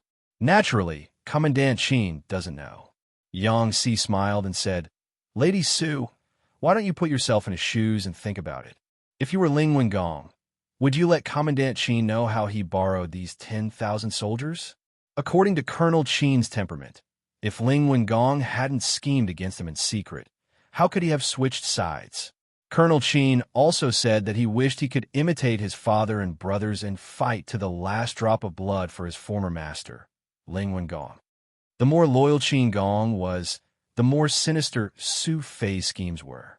Whether it was Qin Gong or the Qin Consortium, they didn't owe Su Fei or the Su Consortium anything. His father and brothers had all died in battle, and Qin Gong was unknowingly sold off by Su Fei for a high price in exchange for 10,000 reinforcements. If Su Fei hadn't gone crazy and attacked first, Su Fei's wishful thinking would have succeeded long ago. He would have even brought his entire family to safety. Now that he had fallen to such a state, he couldn't blame anyone. He could only blame himself for not having enough luck, even though he had calculated everything.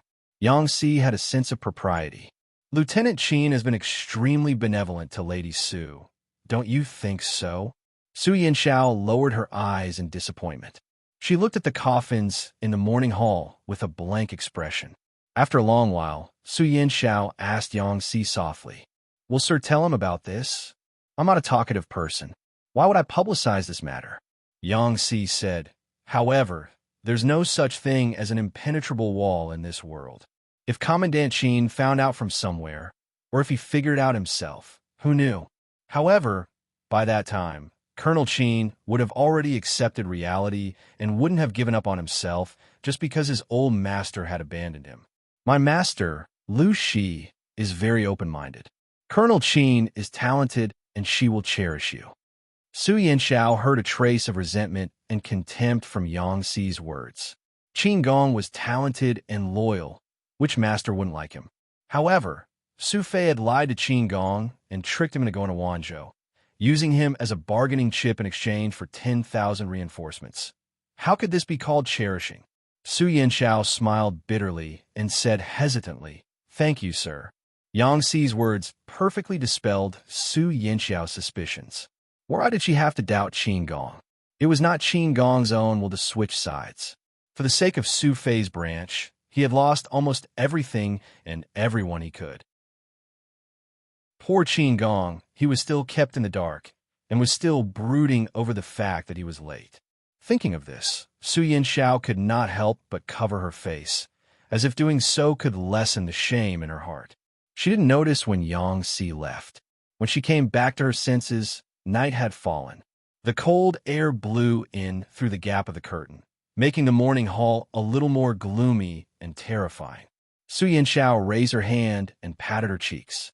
She calmed her mind and devoutly burned incense and recited scriptures for her deceased mother. Another half an hour passed. Lady Su, was this Qin Gong's voice? A trace of panic flashed through Su Yinxiao's heart. She faintly did not know how to face Qin Gong's shame. This shame was not only because of Su Fei's scheme against Qin Gong, but also because she had spoken without thinking and unintentionally hurt Qin Gong. "Lady Su," Qin Gong called out again. His voice was a little louder than before, sounding a little anxious. "Feng Jing, come in." Su Yinxiao then remembered that because of her previous encounter, she was afraid of men like a tiger. The soldier who brought her food for the first time was seen as a scourge by her. After that, the person who brought her food became Qin Gong. Qin Gong got permission and opened the curtain to come in. He was carrying a food box in his other hand. Su Yinxiao glanced at the sky outside and asked casually, "It's so late." Qin Gong said rather shamefully, "There were many military matters today, so I wasted some time. As a result, the food was a little late." "That's not what I meant." Su Yinxiao lowered her head. Originally, she was just surprised that time passed too quickly. After hearing Qin Gong's words, it seemed like she was complaining that he delivered the food too late. Military matters are more important. How can I ignore official business for personal reasons? This is just a small matter. It's fine to eat later. Although it was delivered late, the food was steaming hot. There were 4 vegetarian dishes and a bowl of mushroom and egg soup. Su Yinxiao did not have much appetite. When she inadvertently saw Qin Gong's concerned gaze, she was startled and tried to finish all the food. "Feng Jing." Qin Gong saw that Su Yinxiao had something to say. As he tidied up the food and cutlery, he gestured for her to speak with his eyes. Su Yinxiao asked softly, "Bai Ri, you said that you would come and pick me up after defeating the enemy. Is that true?" Qin Gong was shocked at first. Then he said solemnly, "Of course it's true. Even if I have to risk my life, I will protect Lady Su." When Su Yinxiao heard this, she did not feel good. "Your lord is no longer my father. You have to be more careful with your words and actions," she said. "Feng Jing also has to think for yourself." Qin Gong knew that she was concerned about him. He could not help but feel happy. He said, "Even if Lady Su does not say it, I know what to do. My lord is not a narrow-minded person. She will not blame me for this. Lord Wen treated me well.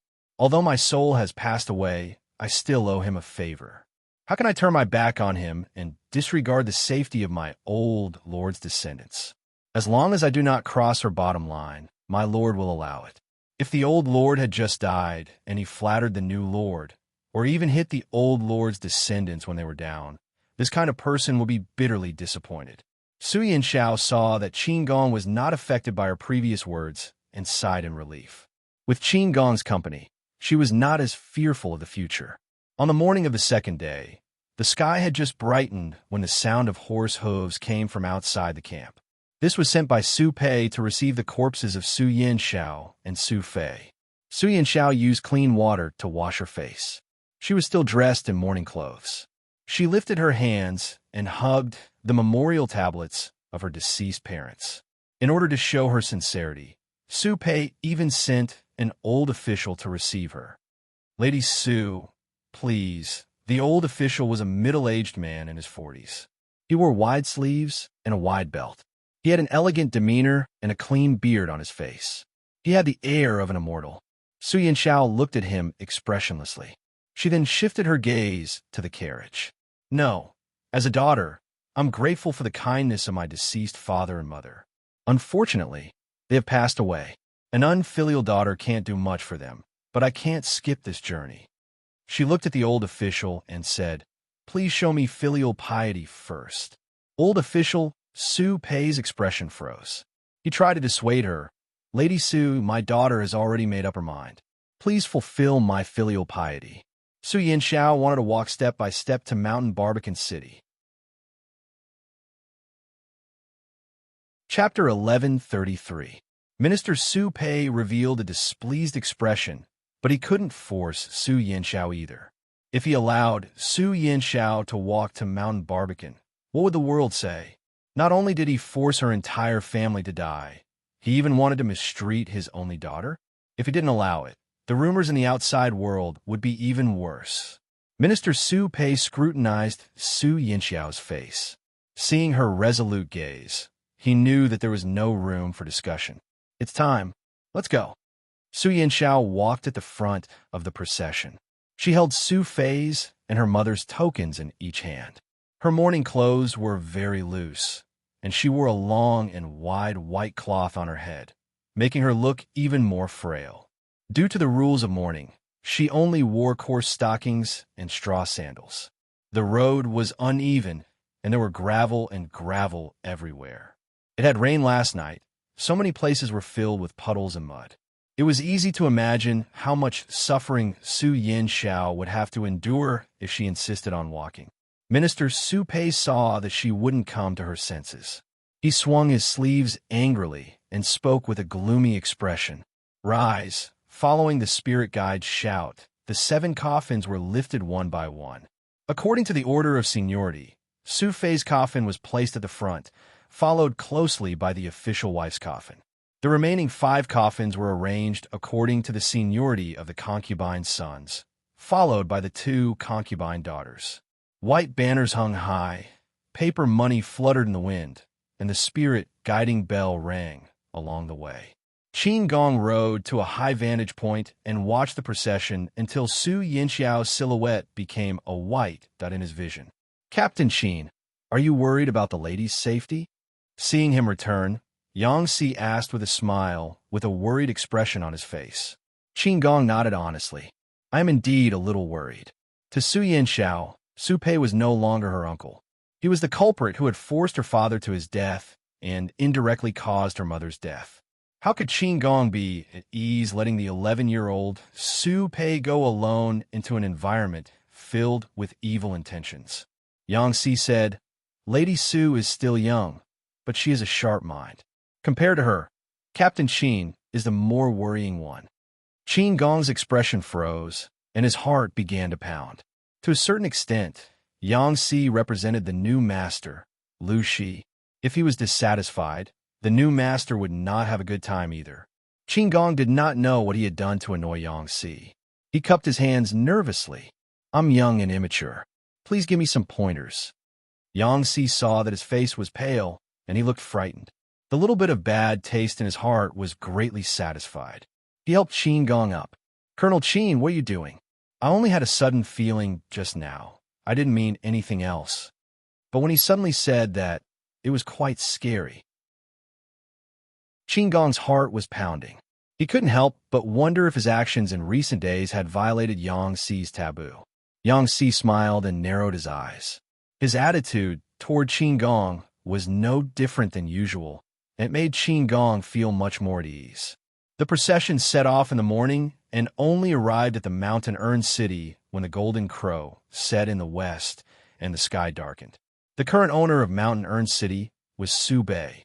Su Yanxiao slowly walked to the bottom of the city, her eyes coldly looking at the slightly charred city gate. Her mind replayed the scene of the fire she had seen that day when she was fleeing. The charred marks told of the bitter battle that night. Su Bei had waited for an entire day in vain. He had even finished his dinner when he received news of Su Yanxiao's arrival. He suppressed the anger in his heart and once again put on a carefully prepared expression. Dressed in plain white clothes, he sincerely attended Su Fei's funeral. To disgust Su Fei, he had even prepared an incomparably flowery funeral oration. Su Bei cried for a long time, and the officials under the tent also had red eyes. Only Su Yanxiao remained unmoved. It was as if she was watching a monkey show. Uncle, please restrain your grief and accept fate. Don't cry, otherwise father won't be able to rest in peace. Su Yanxiao remained expressionless. She said in a hoarse voice, You and father were deeply in love, but due to the circumstances, you had no choice but to fight among yourselves. After father was defeated, he hung himself in despair. Mother wanted to follow him through life and death, so she passed away first. This is all fate. Uncle, you don't have to be too sad. Su Bei said, I didn't kill Boren, but Boren died because of me. As for the funeral oration, I can't escape blame. As he finished speaking, he burst into tears again. Su Bei played the role of an uncle who grieved over his niece, agreeing to Su Yanxiao's every request. Unbeknownst to him, Su Yanxiao had dug a pit for him at this time. She accompanied Su Bei into the city with a normal expression. From time to time, she would comfort Su Bei and cooperate with his performance. Until, the blood on the ground. Previously, their vision had been dim. Now that they had arrived at the brightly lit meeting hall, they realized that there were many faint, bloody footprints on the ground. Looking at them, they saw that Su Yanxiao was wearing a pair of tattered straw sandals. Her stockings were covered in blood and mud. Everyone felt pain just by looking at it, but this person looked as if nothing had happened. Su Bei's heart skipped a beat. Su Yanxiao hung her head in shame. "Uncle, you are immersed in your pain and have no heart to care about the outside world. Niece also doesn't want to trouble Uncle with such a small matter." The candlelight burned brightly. Su Bei felt that he couldn't put down his pride. If he really cared about his niece, how could he not know that she had walked so far barefoot and that her soles were damaged? To put it bluntly, it was just a show. If Su Yanxiao made him feel disgusted, then Jiang Pengji's letter made him so angry that he exploded on the spot. A few days after Su Fei's burial, Su Bei finally received the reply that he had been longing for. Su Bei took the secret letter from a messenger's hands and opened it to read. Beside him, Han Yu and Chung Sun looked at each other. The latter's eyes were filled with doubt, while the former's expression was grave. The time taken for the messenger to make a round trip was too short. Unless the messenger saw Jiang Pengji on the way. Han Yu frowned deeply. He could already foresee the outcome. As expected, Su Bei's anger was much stronger than expected. He slammed his palm on the table, so angry that his shoulders were trembling. Outrageous! Lu Shi's arrogance knows no bounds. Su Bei was so angry that he threw the letter away and flipped the table over. Han Yu picked up the letter and glanced at the contents from the corner of his eyes. "I want 100% of the 9 prefectures and 4 seas." Merely 8 words, but they expressed her ambition, arrogance, and unruliness. This was not only her goal, but also her declaration of war against Su Bei. Su Bei's territory was within the borders of the 9 prefectures and 4 seas. She wanted 100%, while Su Bei could only ask for 0%. Su Bei wrote a letter to ask for peace, but she replied with such a letter. It was like a slap in the face. She wants 100% of the 9 prefectures and 4 seas. Since ancient times, how many people have dared to say such words? Isn't she afraid that the wind will cut her tongue? Su Bei's anger did not subside. Chung Sun also came over to read the contents of the letter. He frowned and said, "She's just playing to the gallery. Even the ancestors of the previous dynasty would not dare to be so arrogant." Su Bei wanted to share the cake with her, but she wanted to eat the whole cake in one bite. Wasn't she afraid of choking? Han Yu did not say anything. Chapter 1134. Woman didn't say anything just now. Do you have other thoughts? Han Yu's eyebrows hadn't relaxed since he left the tent. There were faint wrinkles between his eyebrows. "Gong Luo, how do you think our Lord is compared to the north borderline?" Han Yu filtered the words in his mind over and over again before he asked cautiously. Chung Sun was stunned at first. Then he thought of something and his expression turned ugly. Jiang Pengji had even annihilated the northern borderline. No matter how difficult it was to conquer Su Bei, could it be more difficult than the northern borderline? Is Wenbin trying to say that Lord is inferior to Lu Shi? Chung Sun was a master complex. He couldn't stand others saying that his master was not as good as others, even if it was Han Yu who said it. Han Yu shook his head. If he personally admitted that Lu Shi was inferior to his lord, wouldn't Su Bei flip the heavens if he heard this? "That's not what I meant," Han Yu explained. "Underestimating the enemy is the biggest trouble in using troops. Just like the scene just now. Disregarding whether I want 100% of the 9 prefectures and 4 seas was arrogant or not, in terms of qualifications, Jiang Pengji was more qualified than Su Bei. Those who were stronger than her had the right to say that she was arrogant, but those who were weaker than her should pay full attention instead of looking down on the enemy." Chung Sun said, "Wenbin is worrying too much. The Lord can't be compared to the northern borderline at all. Lu Shi may have defeated the northern borderline, but he may not be able to defeat his lord. The northern borderline is a tribe that has yet to undergo barbarism. Although they have brute force, they lack intelligence. Coupled with Lu Shi's cunning, it's not surprising that he was lucky enough to win. Han Yu was a little uncomfortable, but he didn't show it. Chung Sun's opinion of Jiang Pengji was not ordinary. She came from an aristocratic family, but mingled with the commoners. He heard that she had all kinds of people under her, the sons of prostitutes, mixed bloods, criminals. Dare he ask, did she have any decent people under her? The only one who caught her was Feng Jin. He was talented and virtuous, and his family background and bloodline were both first class. Oh, he had forgotten that there was still his younger brother. Chung Sun could not help but frown at the thought. Why did father allow Chung Yuan to assist Lu Shi? Why didn't he stop him? Chung Sun continued. Furthermore, the northern lands lack education. Most of the officials in her tent were rough people. All of them were lowly men of humble birth. The descendants of aristocratic families disdained to be associated with them. Helping the world is an important matter. How can a true hero work with a lowly and immoral person? Chung Sun was a typical supporter of the aristocratic families. He was proud of his bloodline and birth, and disdained the commoners and commoners. The environment he had been living in since he was young had shaped this kind of character. His prejudice towards family status had long been deeply rooted, and it was difficult to remove it. Not only Chung Sun, but many other signs also had the same idea. Although there were no written rules to divide people into different classes, in the current era where the aristocratic families were as solid as a fortress, the invisible social classes had already taken shape, and there was an insurmountable gap between them. Han Yu said, Wenbin's words are biased. If Han Yu wasn't Master Yuanjing's apprentice, but a simple descendant of an aristocratic family, he would agree with Chung Sun. People of the same class were highly similar in terms of thought form and other aspects. However, the teacher Han Yu admired was Master Yuanjing. Master Yuanjing was born in a poor family, but he was recognized by many aristocratic families, who dared to question his attainments and qualifications as a teacher. Chung Sun saw that Han Yu was a little angry, and then he remembered about Master Yuanjing.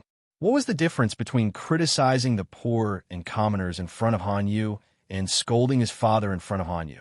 Although Lu Shi is a woman, she is also a feudal lord who ruled over several states. She has 2 horse farms in her territory. I'm afraid that it will be difficult for the lord to stop her alone, Han Yu continued. The most important thing now is to dispatch the 3 armies and prepare for war. The confrontation between 2 armies did not depend on who had a better family background and who would get more points. In troubled times, not to mention the aristocratic families, even if a knife was placed on their necks, they would still be beheaded. Su Fei was born in the Su family of Zhi County. If there was a ranking list of his family background, this guy could definitely climb to the top 50 in Dongqing. But what happened? Did his noble family save his life? Not only was he forced to die, but his wife and concubines were also raped by the thugs in front of his corpse. Only one of his children was left. Instead of talking about family background, it was better to say that the winner takes all. The winner was crowned king, and the loser's corpse was left in the wilderness. Chung Sun also took the opportunity to say, well, Wenbin is right. They ended the conversation in a hurry. After the 2 of them separated, Han Yu looked at Chung Sun's back with a complicated expression. He was very sure of Chung Sun's talent and rationality, but his stubbornness about his family background gave him a headache. His lord, Su Pei, had many talented people under his command. They were loyal, intelligent, and courageous. Ever since the establishment of the team, Su Pei had never worried about the lack of talent. On the other hand, if it weren't for the participation of a few experts in the education field and the joint efforts of the Golden Scale Court to become a talent selection market, would she have enough people under her command? Not enough at all. Even now, it was a little hard to make ends meet, let alone in the past, with such a huge difference in the team. How could Jiang Pengji still firmly suppress Su Pei? It wasn't that Han Yu didn't understand, but he tried to persuade Su Pei indirectly, but Su Pei still didn't change. What else could he do? Su Pei valued the aristocratic families and looked down on the talented commoners, making them sit on the bench every day. Even the warmest of hearts would freeze. Thinking of this, Hanyu felt a little irritated for no reason. He simply found something for himself to do, such as inspecting the training of the soldiers in the military camp. As soon as he arrived at the drill ground, he heard a thunderous command. The soldiers followed the command and waved their spears, advancing and retreating in a clean and efficient manner. Captain Xie, Hanyu saw Xie, who was training the soldiers on the drill ground. Xie was a man with sword-like eyebrows, bright eyes, and eyes as dark as ink. He was heroic and handsome. At this moment, he was bare-chested, revealing his muscular upper body. He was personally teaching the soldiers how to use the spear to defend against the enemy. Han, military counselor Han. Xie withdrew his spear and was about to step forward when a gust of cold wind suddenly blew past him, making him feel a little chilly. He was slightly embarrassed and grabbed a long robe that was piled up at the side, hastily putting it on to cover his muscles. "Why are you here, military counselor?" Hanyu said, "There will be big movements in the next few days. I'm thinking of countermeasures, so I dropped by to see how your training is going." Xie said, "I see." Hanyu looked at the young man in front of him. He was 2 years younger than him, but he was a head taller than him. No wonder he was an elite from the CS. Hanyu smiled and squinted his eyes, watching Xie train the soldiers. Because of the presence of the military counselor, Xie, who was already strict, became even stricter, causing the soldiers to complain secretly. When the day's training was over, many of them were too tired to get up. "Why are all of you so tired? We've made a fool of ourselves in front of the military counselor. Continue to lie down. 2 more rounds of training." Xie was angry and amused at the same time. A few of the more cunning adjutants smiled and begged for mercy. "The general is mighty. We can't stand it anymore. We'll get up now, we'll get up now." Xie picked up the armor that was scattered on the side and held the helmet in his other hand. He invited Hanyu. "Military counselor, you haven't had dinner yet, right? Why don't you stay for a meal?" Chapter 1135. Whether it was a prosperous or chaotic world, talents were the backbone of a force's development. Jiang Pengji's strategists and generals all relied on swindling and swindling. Huangsong relied on his relatives from the Yuan family and Fengju's network of connections. Su Bei's side was no exception. Compared to the disparity in the talent structure of the former two, the latter's source of talent was more singular. Apart from a small number of vassals of the Su family, the rest were all famous scholars of various regions. Very few of them were from poor families. Even if they did, they would most likely end up sitting on the bench. Regardless of whether one was a civil official or a military general, if they wanted to be valued by Su Bei, they needed both talent and family background. On this point, apart from a few, most people, including Su Bei himself, felt that there was nothing wrong with it. Don't be fooled by the fact that Su Bei valued the aristocratic families and despised the poor. His reputation with the outside world was much better than Jiang Pengji's. In order to build up his reputation, he often visited famous scholars from all over the world. He was courteous and thirsty for talent. Now that he had made a name for himself and everyone was praising him, the rest would be easy. Like a blooming flower, the fragrance it emitted attracted countless bees seeking nectar. Only when famous people pledged their allegiance would they take the initiative to visit. After a round of selections, Su Bei's team of civil officials had basically taken shape. Su Bei was a picky person and had a slight obsessive-compulsive disorder. Most of the civil officials were of noble birth, but not all of the military generals were boorish men, right? Hence, Su Bei's team of generals was also an all-star lineup. It was incomparably luxurious. Take Xie, for example. He was born in the Xie clan, and in terms of family background, he was able to suppress all the military officials and strategists. He was almost comparable to his lord, Su Bei. If this had happened more than 20 years ago, during the golden age of the Gongning Xie family, even Su Bei would have been inferior to him. No matter how one looked at it, Su Bei was someone who knew how to run a business. Of course, knowing how to run a business did not mean success. It wasn't impossible to play the worst possible scenario with the best cards in hand. "Counselor, are you not going to eat?" Is it because the food in the camp is too coarse? Sieze chewed the vegetables and ate the rice, finishing the 2 big bowls in no time. His movements were neat and tidy, and the plates were even cleaner than his face. He only put down his chopsticks after he was 80% full. Seeing that Hanyu was preoccupied and had no appetite, she couldn't help but show her concern. Hanyu came back to his senses and looked embarrassed. No, I was worried about something else. I was too engrossed in my thoughts. He picked up his chopsticks and ate 2 mouthfuls. The coarse rice grains were still a little raw, and the cold and hard-dried vegetables made him a little uncomfortable. Out of the corner of his eye, he saw that Sieze's table was empty except for a bowl of clear soup with egg drops floating on it. Both of them had the same food. Hanyu tasted nothing, while Sieze ate happily. Commandant Sie's eccentricity makes me feel ashamed. Hanyu almost forced himself to finish the food. The more he did so, the more he appreciated Sieze. Sieze wasn't stupid either. He understood immediately. He smiled and said, "I'm used to it. The food in the army is not bad." Sieze was of noble birth, but the Xie family was a family of martial arts. Naturally, it was different from other families. In an environment where Confucianism was revered, most of the Xie family's disciples were military strategists, and the books they studied were mostly related to military strategies. Now that the world was in chaos, Sieze had been recommended to Su Pei's camp by a good friend. At such a young age, he was already the #1 general under Su Pei's command. "Why were you worried just now, military advisor?" Sieze asked. "If you don't mind, military advisor can tell me, and we could discuss it together."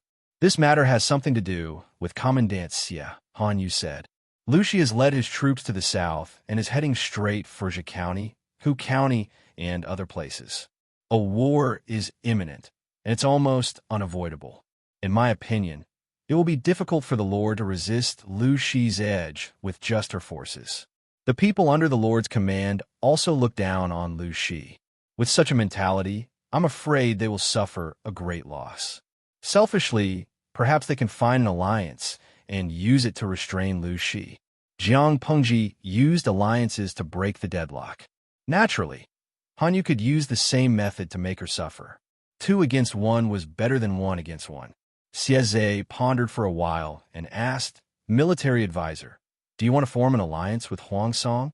The feudal lords around Su Pei were either incompetent or had a grudge against him. Those who were incompetent were mostly swallowed up by Su Pei.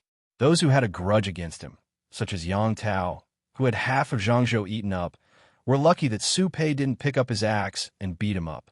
How could he want to form an alliance to fight Jiang Pengji? The only forces that were further away were Huang Song and the Nye family of Zhongzhou.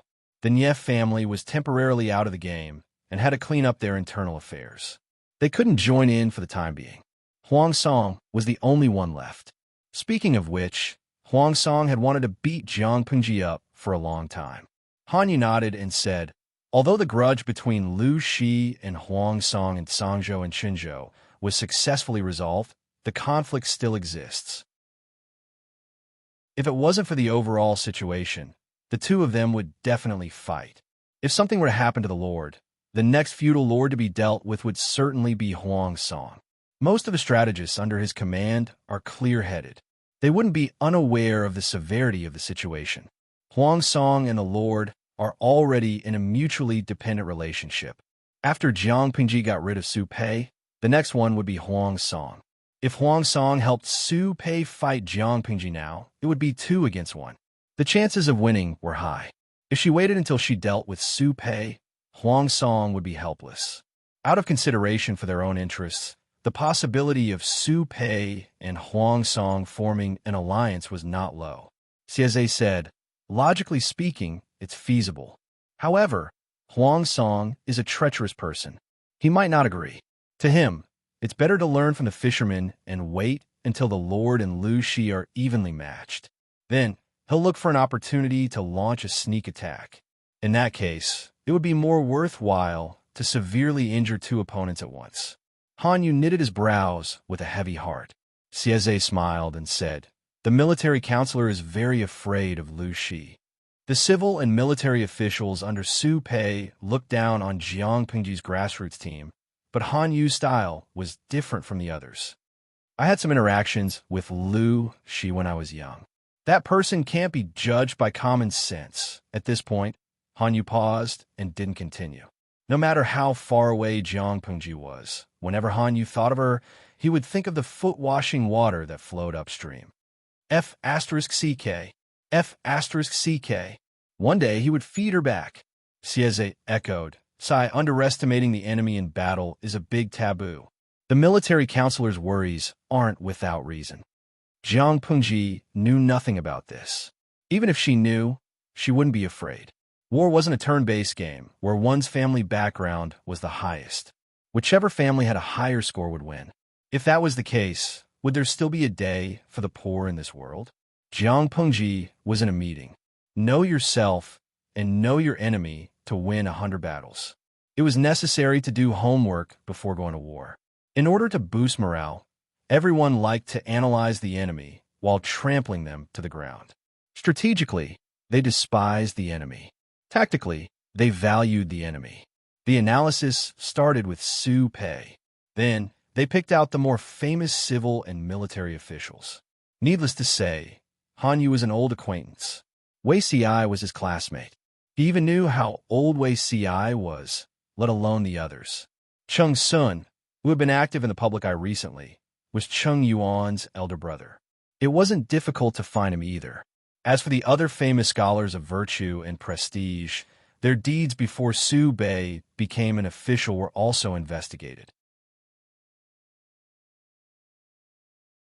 Chapter 1136. When she was done, she picked out the more famous generals under Su Pei's banner and analyzed them all.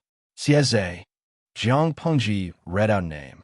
There aren't many with the surname Xie and Dongxing with a good background.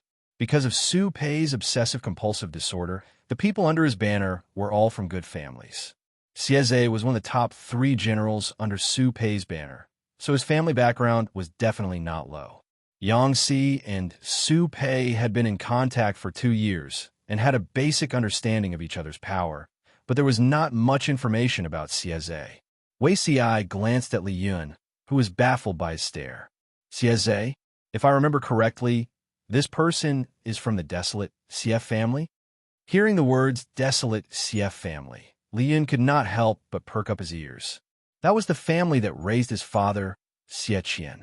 Jiang Pingji glanced at the booklet in her hands. According to the information, Sieze was indeed related to the desolate Xie family. It should be. Because of Li Yun, Jiang Pingji had also learned about the desolate Xie family, but that was a few years ago. According to Lu Shi, something happened more than 20 years ago. The desolate Xie family and the Langia Wang family faded out of the public eye at almost the same time. From that time on, the two families slowly recalled their sons who held important positions in the court, leaving only a few idle positions. I haven't seen the desolate Xie family in a long time. I didn't expect them to support Su Pei in secret. Jiang Pingji pouted, deeply doubting Lu Shi's judgment of the desolate Xie family. She was the one with the potential, but now she was relying on the opposing family. There must be an inside story, Wei Ci said with a smile. Wei Ci said with a smile. The biggest cheat he had in his rebirth was probably knowing the gossip of various families. If I remember correctly, Sieze and Duke Xinjiao are brothers-in-law. Since he became an official, Duke Xinjiao is most likely related by marriage. Rather than helping an outsider, why not help one's own relatives? Brother-in-law? Jiang Pingji was surprised. Wei Ci said, Su Pei's wife was born in the desolate Xie family. She is the eldest daughter, and her younger sister was betrothed to Sieze. Therefore, they are brothers-in-law. Many unforeseen events had happened in this life, causing many things to be different from the previous life, but most interpersonal relationships had not changed. Jiang Pingji said, I see. Wei Ci continued, speaking of which, this Sieze and Han Mei are somewhat related. Li Yun, who was called out, was dumbfounded. The surprise of life is to suddenly have a relative. The atmosphere of the scene was so relaxed that it didn't seem like a pre-war analysis meeting, but more like a gossip exchange. Everyone listened with great interest. Li Yun's identity wasn't a secret, but he wouldn't go around announcing it. Therefore, many people didn't know about it. Who would have thought that the poor lad Li Yun, who everyone saw as an inspiration, was actually a tall, rich, and handsome man? Han Mei's father, Xie Qian, was the eldest son of the Xie family. Now, the leader of the Xie family is Xie Qian's younger legitimate brother, and Xie Zhe is the leader's legitimate son. In terms of seniority, Han Mei is his cousin. Wei Xi said, the leader of the Xie family has 5 sons and 3 daughters. Xie Zhe is ranked 5th. Everyone was astonished. Their gazes towards Li Yun became even more passionate. If that's the case, if Uncle Xie Qian hadn't died that year, our Han Mei would have been the rightful successor to the Xie clan's patriarch. Dianyan teased as he patted Li Yun's shoulder. Jiang Pengji also chimed in, adding on the flaw of his family background. Wasn't Li Yun the Prince Charming of the livestream room's viewers' dreams? Li Yun said embarrassedly, I'm afraid that what happened that year is a hurdle in my father's heart. This matter shouldn't be mentioned. Why was Xie Qian removed from the Xie family? Li Yun was well aware of the reason. It was all the fault of the evildoer who possessed his mother's body. That year, Xie Qian brought Li Yun and Wang Huijun to Hejin County to seek an audience with Master Chun, hoping to produce an evildoer who would take over the nest of the magpies. Unexpectedly, the evildoer discovered it one step ahead and acted first, attempting to silence Xie Qian. After the incident, she produced irrefutable evidence to falsely accuse Xie Qian of killing his wife and absconding. On the other hand, he climbed onto the throne of Dongqing's emperor. The Xie family was forced to hand over Xie Qian. At first, the Xie family supported Xie Qian with all their might. They searched for Xie Qian while contending with the Dongqing royal family. However, the woman from another world had many tricks up her sleeves. She relied on the items given by the system to set up several immortal traps. The Xie family could escape once, but they couldn't escape a second time. In the end, in order to clean up the mess, they could only take a step back and remove Xie Qian from the family. The Wang family, on the other hand, felt deeply ashamed. The most honorable lady of the Wang family was actually willing to become the concubine of the descendant of a cart driver. How shameful! In the eyes of the Wang family of Langya, the ancestors of the Dongqing royal family were cart drivers. Even if they sat on the throne and wore the dragon robes, they were still cart drivers who couldn't be seen in public. The woman from another world happily climbed onto the throne and entered the palace. Her methods of flattering and seducing the master were all heard by the families of Dongqing. She was full of tricks. It was even more exciting than pornographic novels. The noble lady of the Wang family, one of the twin beauties, actually took off her clothes and danced for the emperor in front of the palace maids. She took the initiative to use her mouth and hands to relieve the emperor and said those filthy words. The Wang family was deeply embarrassed. They could only choose to retire and use time to forget the shameful Wang Huiyan. They had no choice but to retire. They couldn't let others misunderstand the Wang family's upbringing and that they could only produce playthings comparable to prostitutes. There were 4 noble families in Dongqing: the Feng family of Shangyang, the Wang family of Langya, the Xie family of Ganning, and the Meng family of Sangzhou. Among the 4 families, the Feng family, the Wang family, and the Xie family had the longest history. The Wang family couldn't stand this kind of grievance. It was too shameful. Wang Huiyan was shameless, but the other ladies of the Wang family were. Since Li Yun had said so, the others naturally wouldn't pursue the matter to the end. At most, they gave him a smile that could only be understood but not expressed in words. The following gossip meeting, the pre-war analysis meeting, basically centered around Wei Xi. None of the intelligence gathered was as detailed as he was. When it came to the relationships between the families, their temperaments, and their experiences, he knew everything that was written in the intelligence, and he knew everything that was not written in the intelligence. It was really an encyclopedia.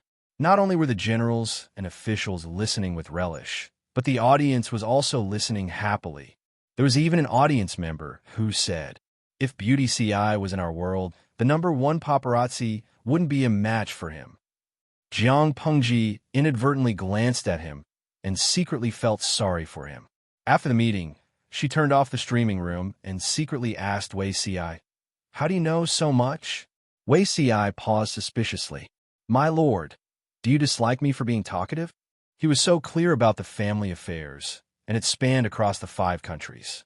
He didn't wait for Jiang Pengji to speak and said, "It's just that I was too free in the past. It's more convenient to deal with the situation of the families." The male emperor had the Empress to help him deal with the trivial matters between the officials and the noble women. But it was a little awkward for the Empress. Wei Ci dealt with these trivial matters in secret, and then passed the memorial to His Majesty. Chapter 1137. Seeing that there was no one around, Jiang Pengji deliberately lowered her voice and teased him with a smile. "With such a virtuous husband, what more can I ask for?" Suddenly, the heat climbed from Wei Ci's collarbone to his ears, making him embarrassed and unnatural. Jiang Pengji loved to see Wei Ci's embarrassed look. Every time she saw it, her mood would be better. She stopped while she was ahead and changed the topic with a smile. "It's a pity for Han Mei. If it wasn't for the evildoer, maybe he'd be the real god's favored one now. He was a winner in life, but he was ruined by a girl from another world who didn't know what to do. Xie Qian was pitiful, Li Yun was pitiful, and the real Wang Huiyun was even more wronged than Do Yi." Jiang Pengji had seen the rubbing of Wang Huiyun's manuscript. In terms of talent, even the famous people of the time were inferior to her. Maybe after a few hundred years, she could still be a talented woman praised by the people of the future. Now, probably only the suspected talented slut was left. She cheated on her marriage for no reason, cruelly attempted to kill her husband and son, went crazy and seduced the 3 brothers of the royal family, followed the eldest brother, then the second brother who usurped the throne, and finally had sex with the 3rd brother, Prince Changsho. She was willing to become a concubine even if she fell out with her family. The future generations wanted to adapt her story into a television series, but they couldn't even clear her name. Jiang Pengji didn't know whether to say that the woman from another world was brainless or that the system was too disgusting. The model couple who loved each other were not only separated by life and death, but the family of 3 also fell apart. If the same thing happened to her, she would make the woman from another world pay no matter how poor she was. She was feeling sorry for Li Yun's family, but Wei Ci's words stunned her. "Evildoer? What evildoer?" He looked puzzled. Jiang Pengji then realized that Wei Ci still didn't know about the woman from another world. She frowned and generously shared the gossip with Wei Ci. She also wanted to know if the system was involved in Wei Ci's life. She didn't know why, but she felt that something was wrong, like a puzzle that was missing a few important pieces. Han Mei's mother, Wang Huiyun, was possessed by an unknown evildoer when she gave birth. Xie Qian noticed that the person next to him had changed her mind and was trying to use Master Liaochen to get rid of the demon. However, the evildoer was quite capable. He had noticed the news one step ahead and made the first move to ambush Xie Qian and the monk, Han Mei, who was still in swaddling clothes. Xie Qian was lucky enough to escape, but unfortunately, he lost his memory. He and Han Mei ended up stranded in Wanzhou. The evildoer used Wang Huiyun's body to serve 2 sovereigns and 1 king, giving birth to a son and a daughter. His son is the 4th prince of Dongqing, Wu Majun. His daughter is Lu Huan, who was adopted by my father. After that, the evildoer hooked up with the emperor of Zhongzhou. She gave up her position as the imperial concubine and went to Zhongzhou to repeat the same trick. She took over the body of the eldest daughter of the Du family and entered the palace to become the empress. Oh, that's right, she also wrote the famous 4 self-accomplishment classics for women. This piece of gossip made Wei Ci dumbfounded on the spot. Fortunately, Jiang Pengji had closed the streaming room in advance. Otherwise, Wei Ci's blank and stunned expression would have been seen by other fairies. After a long while, Wei Ci regained his senses. What about being possessed by a demon? He could be reborn from the future and return to his youth. Such a strange thing had already happened, not to mention being possessed by a demon. Wei Ci carefully recalled the information related to Li Yun and said with certainty, "As far as I know, there are no traces of this evildoer. Come to think of it, there is really a hand called fate in the unseen world, pushing everything. How can it be so easy to change fate?" Jiang Pengji acutely sensed that something was wrong. Zixiao, you mean, even if there was no evildoer, Han Mei's fate would not change? Without the intervention of the evildoer, logically speaking, Li Yun should be the legitimate Zongzi of the Xie family. Indeed, as far as I know, Han Mei has always been Li Yun and not Xie Yun. Wei Ci nodded, confirming Jiang Pengji's guess. This matter has to start from Han Mei's previous generation. Although there was no evildoer causing trouble, Xie Qian and his wife's lives were equally rough. In Wei Ci's previous life, there was no interference from the woman from another world or the system. The aristocratic families were still prosperous, but the Dongqing royal family was similarly rotten to the core. What was the tradition of the Dongqing royal family? There were only things that others could not think of, and there was nothing that they did not dare to do. Killing brothers, seizing sister-in-law, tarnishing the official's wife, humiliating the concubine's mother. How could it be summed up with the word chaos? However, the emperor only dared to bully the officials of humble origins. In the face of the imperial power, how could the commoners of humble families resist? Even if they tarnished their wives, they could not cause a ruckus. One year, during the general assessment, Prince Changsho sponsored an assembly. Xie Qian and his wife happened to be in Shangjing, and they also received an invitation. Coincidentally, the emperor was also dressed in a white dragonfish suit. At the assembly, he fell in love with the beautiful Wang Huiyun at first sight. Since then, he could not eat or drink, tossing and turning restlessly in bed. However, Xie Qian and his wife's backing was too strong. Even the emperor did not dare to touch them casually. In order to gain the emperor's favor, a eunuch by the emperor's side secretly gave him a rotten idea. Organize a hunting activity, use the hunting to send Xie Qian away, and then let the noble women of the royal family trick Wang Huiyun and make her submit.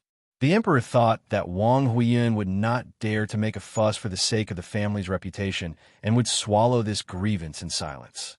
Unexpectedly, she was extremely ambitious. The emperor accidentally killed Wang Huiyun.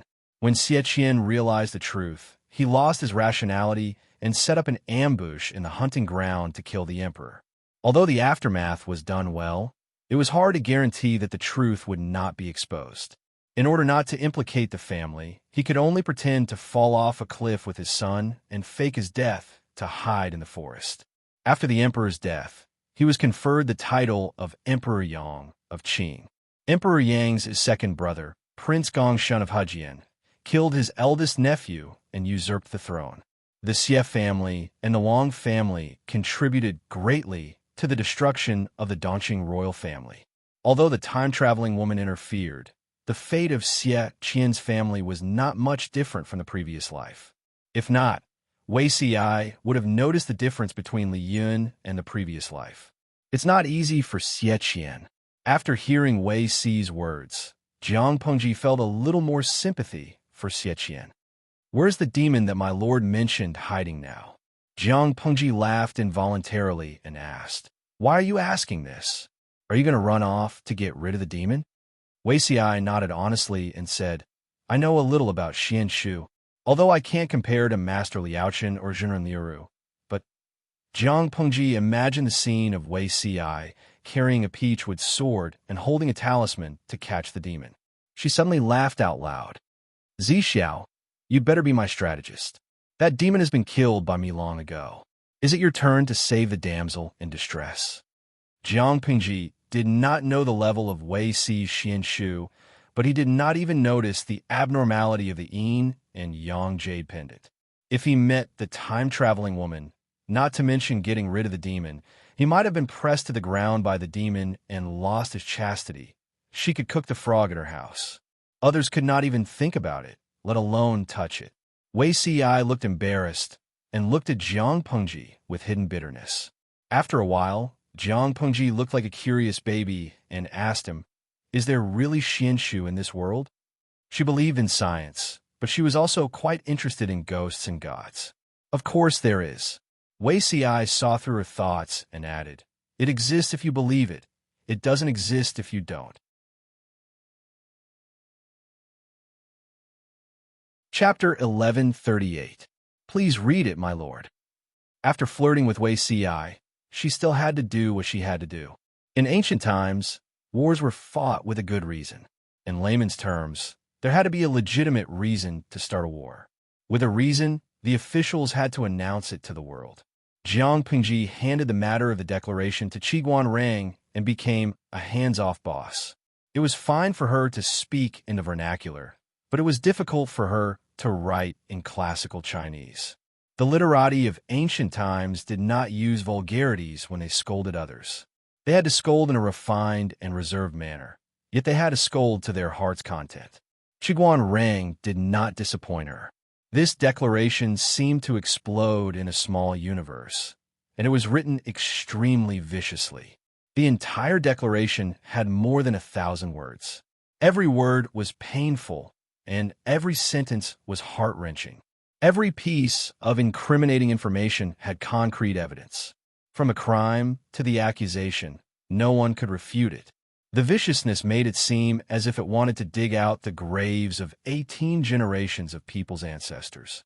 It made one want to vomit blood. Jiang Pengji liked it. Jiang Pengji was very satisfied. The audience in the streaming room ate melons while watching by the master in the streaming room. After reading it, everyone expressed that the declaration seemed very ordinary.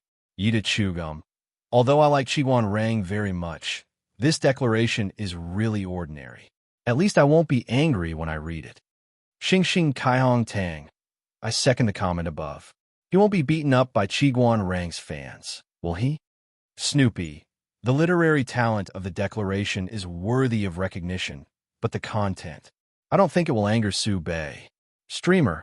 You need a Chun Linda. It was said that Chun Linda's declaration made old Chow break out in a cold sweat after reading it. His head was so swollen that it stopped hurting. The audience expressed that they were not affected at all. Even a 10-year-old kid on their side could win this level of scolding. Lao Siji Lianmeng. Consider the context of the era. Do you think Qiguan Rang and the rest scolded people continuously, cursing the other party's parents and 18 generations of ancestors? For example, NMB, CNMB, WCNMB, the level of the declaration was already ruthless enough. The audience in the streaming room lived in an era of information explosion. The internet was a virtual platform. People could vent their inner darkness to their heart's content, cursing other people's female relatives for no reason. In ancient times, there were naturally people who were full of vulgarities. However, for scholars like Qiguan Rang, who had been well-read since young, it was probably more difficult for them to open their mouths and say mother of asterisk her than for the streamer to unify Juzhou. If this declaration of war is issued, Su Bei will definitely bear a grudge against Wenzheng. Jiang Pengji teased him with a smile, but Qiguan Rang did not budge. So be it. As long as his lord didn't lose, he didn't need to be afraid of how many people would hate him. All right, use this declaration of war and send it out, Jiang Pengji said. I can already imagine Su Bei's ashen face and the look on his face as he vomits blood. Qiguan Rang bowed and said, yes. Once the declaration was announced to the world, Su Bei quickly received the news. Su Bei's reaction was more intense than Jiang Pengji had imagined. He was so angry that his chest rose and fell rapidly, as if he would stop breathing at any moment. Lanting, did Lu Shi really say that? Su Bei extended his finger and pointed to the north. He looked as if he had suffered a great blow. Not only was his face ashen with anger, but even his breathing was labored. The declaration of war has already been sent out. I'm afraid it won't be long before all the feudal lords know about it. Han Yu mercilessly stated the truth. Su Bei choked on his words. He was so angry that he wanted to slap the table to vent his anger, but his years of upbringing allowed him to restrain himself. Who didn't know how to send a declaration of war? If Lu Shi dared to make the first move, don't blame him for retaliating. His subordinates had never lost a battle of insults. Don't be fooled by Su Bei's tendency to value the aristocratic families and despise the poor. He didn't blindly value them. At least the aristocratic families that he valued had real capabilities. For example, the officials in his tent were all famous scholars who had made it onto the annual evaluation list. In terms of overall literary talent, Jiang Pingji's side was really not up to par. While preparing for a counterattack through public opinion, she also plotted to regain her dignity. The declaration of war had already been sent out. The arrow on the bowstring had to be fired. This battle had to be fought even if they didn't want to. Su Bei asked, Lu Shi's 10,000 vanguard troops are still stationed outside Shanwu City, right? Hanya replied, yes. Find a reason to take it down. How can we allow the enemy to linger on the side of our bed? The 10,000 elites under Lu Shi's command are comparable to an ordinary army of 30,000. If we allow them to train outside Shanwu City, I don't know how the world will ridicule me. It's better to eradicate them and give Lu Shi some warning, Su Bei said angrily. At this moment, he made a decision in a very straightforward manner. There was no trace of his usual hesitation. Hanya replied, yes. Even if they allowed the enemy's elites to linger on their own territory, they couldn't do it this way. Qin Gong and Su Bei had a grudge against each other for murdering their master.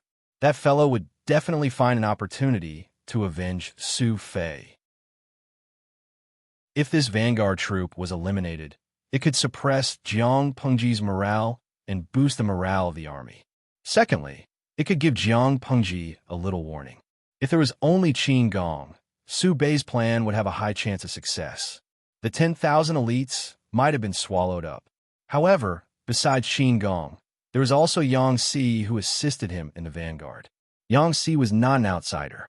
He had interacted with Su Bei for 2 years. How could he not know Su Bei's character? When he saw the declaration of war, he slapped his thigh. He scolded, what a good Qiguan Wenzheng. You scolded to your heart's content, but it's hard on these old bones of mine. Qin Gong was shocked by him. His face was full of confusion. Cheng Yuan asked, what is the meaning of this, military counselor? Yang Si replied, Su Bei is the most petty person. Wenzheng used the declaration of war to scold him. He can't find trouble with the Lord, so why not use us as an example? If nothing goes wrong, there will be movements in Shansheng after dark in the next 2 days. They will ambush our camp. This is not a place to stay for long. Based on his understanding of Su Bei, this troublemaker was usually as indecisive as a young lady. When he was agitated, he was especially decisive. The situation was tense. It was better to retreat first. If it was a small-scale battle, 10,000 elites would definitely be enough. However, when they had rushed to support Su Fei, the army had not brought any extra military equipment other than rations and other necessities. Without siege equipment, they would not be able to cause much damage to Shansheng. Instead, they would lose their lives. A real man knew when to yield and when to stand tall. If they could win, they would fight. If they could not win, they would strategically retreat. Yang Si thought for a moment and decided to retreat. The Lord's army is not far from Hu County. If we retreat now, we can rendezvous with them. Qin Gong was speechless. At this moment, Yang Si was exceptionally glad that his lord valued the delivery of intelligence. If this declaration of war had been sent 2 days later, they would not even know how they were killed by Su Bei's schemes. If we retreat now, we will definitely alert Shansheng and cause them to pursue us. Qin Gong frowned and suggested, why don't we wait for the sky to turn dark and leave the tents and bonfires as they are? Then, we can lead the soldiers and retreat slowly. By the time they discover us, we will have already retreated far away. As Yang Si expected, Su Bei gathered his troops and prepared for a night attack. However, they pounced on empty air. By the time the army arrived, there was not even a shadow left, let alone a human figure. Yang Jingrong. Su Bei's first reaction was to think of Yang Si. Instantly, he felt a toothache. Did he smear oil on the soles of his feet? Chapter 1139. Sieze looked at the gloomy Su Bei and volunteered himself. My lord, judging by the time, they haven't gone far. Do you want me to lead some men to chase after them? Su Bei suppressed the anger in his chest. He didn't show any extreme reactions on the surface, but in his heart, he had already criticized Yang Si countless times. Of course we have to chase after them. Once we catch up, we will kill them without mercy. Su Bei recalled the order he had read during the day, and his heart ached even more. He couldn't make an example of Jiang Pengji or Qiguan Rang, but he could use Yang Si and his men to repay some of the interest. Hu County was considered his home ground. If he allowed a few outsiders to do as they pleased in his territory, would he still have any face left? Sieze replied, Yes, my lord. He was about to leave when Han Yu, who had accompanied him, said, Officer Xie, please wait. You aren't familiar with the terrain here. Let me go with you. Although the terrain of Hu County was flat, the mountain range near Shancheng was complex and rugged. It was the best place for an ambush. Sieze wasn't familiar with the terrain near Shancheng. If he chased after them rashly, he was afraid that he would be fooled by Yang Si. Han Yu's actions made Sieze feel grateful. He looked at him with a joyful expression. Thank you, military advisor. Sieze and Han Yu led the troops in pursuit. Without a professional scapegoat, the officials under Su Bei's command didn't dare to go against the wind for fear of angering their lord. Everyone was silent. Su Bei looked at the burning campfire in the enemy's camp. The anger in his heart grew. Burn it, burn it. It's an eyesore. Su Bei ordered his men to burn down the camp. Watching the fire burn, the anger in his heart dissipated a little. Unbeknownst to him, the fire spread up to the sky. It was as if an orange sun was about to rise from the horizon. In the distance, with his strong eyesight, Qin Gong faintly saw a red glow in the direction of the original camp. He admired Yang Si even more. Military advisor, look, our camp is on fire. That bastard Su Bei has really flown into a rage out of humiliation. Qin Gong reminded Yang Si. Yang Si's reaction was very lively. Ha! If it wasn't for this reaction, he wouldn't be Su Bei. In the eyes of the enemy, Yang Si's reaction was extremely annoying, but in the eyes of his teammates, it was cute, lively, and humorous. Qin Gong imagined Su Bei stomping his feet in anger. His mood was extremely good, and the corners of his mouth curled up slightly. When Cheng Yuan saw that the two of them were so happy, he could not help but pour a bucket of cold water on them. According to the military advisor, Su Bei is a narrow-minded person. Not only did he burn down the tents to vent his anger, he will definitely send troops to chase after us. Cheng Yuan frowned and worried. They took advantage of the night to leave. In order not to expose their tracks, they did not even dare to light a torch on the way. Although the soldiers were strong, the mountain road was rugged and difficult to traverse. There were no torches to illuminate the way, so the speed of the army was greatly hindered. On the other hand, Su Bei's pursuers did not have to worry about this. Their speed of pursuit was definitely faster than theirs. In less than 4 to 6 hours, he would definitely be able to catch up to them. Yang Si replied, Of course Su Bei would send troops to pursue us. If he didn't do so, would he be the narrow-minded Su Bei? Since they had already shed all pretense of cordiality, Yang Si spared no effort in defaming Su Bei. Cheng Yuan's eyelids were half-lidded. He asked him coldly, Since the military advisor has already predicted this, I'm sure you have a countermeasure? Yang Si replied, What is real is fake, and what is fake is real. Jiang Pengji's strategists all had different temperaments. Putting aside Wei Ci, Feng Jin, and the others, Yang Si was considered to be easier to get along with among them. Occasionally, they could joke around. Forgive me for being slow-witted. I don't understand the military advisor's meaning. In other words, Cheng Yuan's words meant, speak human language, don't pretend. Yang Si rode on the horse's back, leisurely holding onto the reins. His body seemed to have no bones as it jolted along with the horse. Although we don't know who is leading the troops in pursuit, that person's understanding of the terrain around Shanwu City is certainly not as clear as our field officer Qin. Yang Si said with absolute certainty, Now that the sky is dark, There is no blockade in front of us, but they have to guard against our ambush. Chung Yuan suddenly understood. Does the military advisor mean to deliberately mislead us and use this to delay time? Yang Si replied, not only this, but we can also test out who is pursuing us. Qin Gong listened attentively at the side. When he heard this, he could not help but interrupt and ask, test out who is pursuing us? Can you even test out this? The night was dark and visibility was too low. They did not light torches to illuminate, so the scouts could not find out who the enemy's general was. Yes, Yang Si said, after a few tests, we most likely have an idea. If it is an ordinary person, the deliberate misdirection will naturally play a big role, and we can take the opportunity to ambush them. If it is someone like Han Yu, we can at most deceive him for a while, not to mention setting up an ambush. In other words, they could judge whether the opponent's leader was difficult to deal with based on the enemy's reaction speed. Yang Si sighed. Si and Wenbin have been dealing with each other for several years, and we know each other very well. If he chases us, I'm afraid it will be a tough battle. Qin Gong said, the military advisor will certainly not lose to him. Yang Si smiled cheekily. That's natural. Han Wenbin is still too much of a gentleman. Naturally, he will not be able to defeat Si. After hearing this, Qin Gong and Chung Yuan fell into a strange silence. Didn't Yang Si's words mean that he was even more shameless than Han Yu? Qin Gong was very familiar with the terrain around the Barbican. After all, he had led the soldiers under his command to train in these places.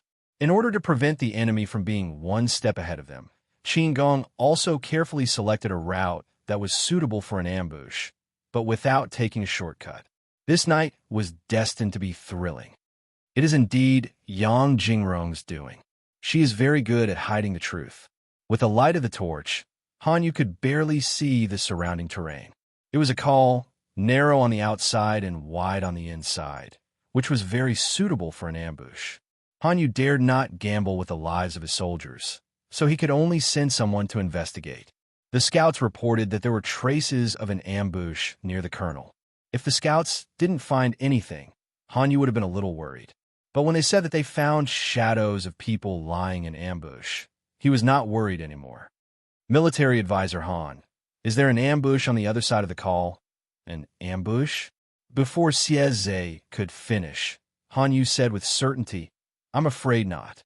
If it was someone else, this call was indeed a good place to set up an ambush, but Yang Si was different. He liked to do things in the opposite direction. In places that others thought were impossible to set up an ambush, he liked to play some tricks to catch people off guard. Xie frowned. He ordered the army to temporarily rest and reorganize while he sent someone into the call to test the situation. Just as Han Yu had guessed, the shadows that the scouts found were only the maze that Yang Si had set up. Although there were traces of an ambush on both sides of the call, there were actually no soldiers lying in ambush. There were only piles of stones and withered branches and weeds. Under the cover of the night, it was extremely difficult to tell whether it was a human or something else. The shadows were very good at fooling people. At least the scouts were fooled. Han Yu frowned and said in a low voice, continue to chase. If we don't catch up with them by dawn, the army can prepare to return. Xie was in a dilemma. If so, the Lord, Han Yu said, it's okay. I will explain everything to the Lord. The night was dark. Yang Si didn't dare to light an open fire, so the marching speed was greatly reduced. Once the sun rose, they would be able to see clearly. Wouldn't they be able to run fast? Chapter 1140. Military Advisor Han. It's less than an hour before daybreak. Xie looked at Han Yu with a serious expression. His sword-like eyebrows were tightly knitted together. Throughout the night, the closest distance between them and the enemy was less than a quarter of an hour's walk. However, the enemy was cunning and they managed to widen the gap. The enemy seemed to have calculated everything and always escaped at the most critical moment. They were right in front of their eyes, but they couldn't catch them. As Yang Si said, Han Yu was too much of a gentleman.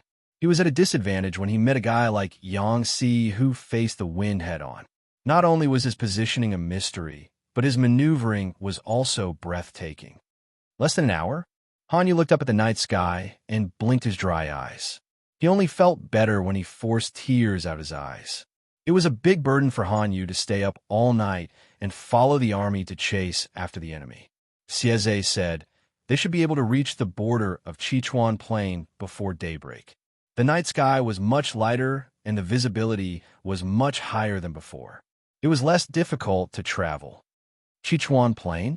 Sieze sighed. We miscalculated this time. We shouldn't have waited until nightfall to launch a sneak attack. Hanyu said helplessly. Lu Shi's troops are not the same as ordinary elites. If we had chosen to fight face-to-face, it wouldn't have been difficult to kill 10,000 people, but it would have been a great loss. How could the Lord agree to a deal that involves sacrificing 800 men to kill 1,000 of the enemy? Hanyu hadn't seen the combat strength of Jiang Pengji's elite troops, but according to his analysis, they were definitely the best in the world. If Jiang Pengji didn't have such confidence, she wouldn't have dared to attack Su Bei after tearing apart the Mengs and the northern borderline, releasing the dragon into the sea and the tiger back to the mountain. Sieze's eyes flashed with a trace of seriousness. There will be endless troubles in the future. Hanyu snorted and said, It's not that we can't stop them. Yang Xie played a trick on him all night. If he didn't get back at him, he would be seen through. Sichuan Plain is a good place. Sieze was confused. He didn't understand what was so good about Sichuan Plain. Yang Xie said, Speaking of Sichuan Plain, what do you think of first? Sieze was originally from the north. He was half a northerner, so he didn't know much about the south. However, if we were talking about the Sichuan Plain, Changchi Chuan, exactly, Hanyu said. Yang Jingrong dug a pit for herself and jumped into it unknowingly. Why do you say that? Hanyu answered, The Chang massacre at Sichuan. It tells the story of how Prime Minister Huangfu killed 500,000 Rotten armored soldiers of the Changwu tribe at the Sichuan Plain with the help of black oil and fire before the establishment of the Xia dynasty. Everyone knows about this, but does Commandant Xie know the details of the battle that year? Xieze's knowledge of Sichuan butchering Chang was limited to the history books. Could it be that there are other inside stories? It's not really the inside story, but it's more detailed. Hanyu said, The historical records are not wrong, but they are too brief. The Changwu tribe was the ancestor of the northern borderline. Their horse riding skills were top-notch. They galloped like the wind and were almost invincible. Their advantage was speed. Prime Minister Huangfu pretended to be defeated several times and sacrificed the lives of 20,000 soldiers to make the Changwu tribe lose their composure. Only then did he lure them into the Sichuan Plain. This was only one of his many plans.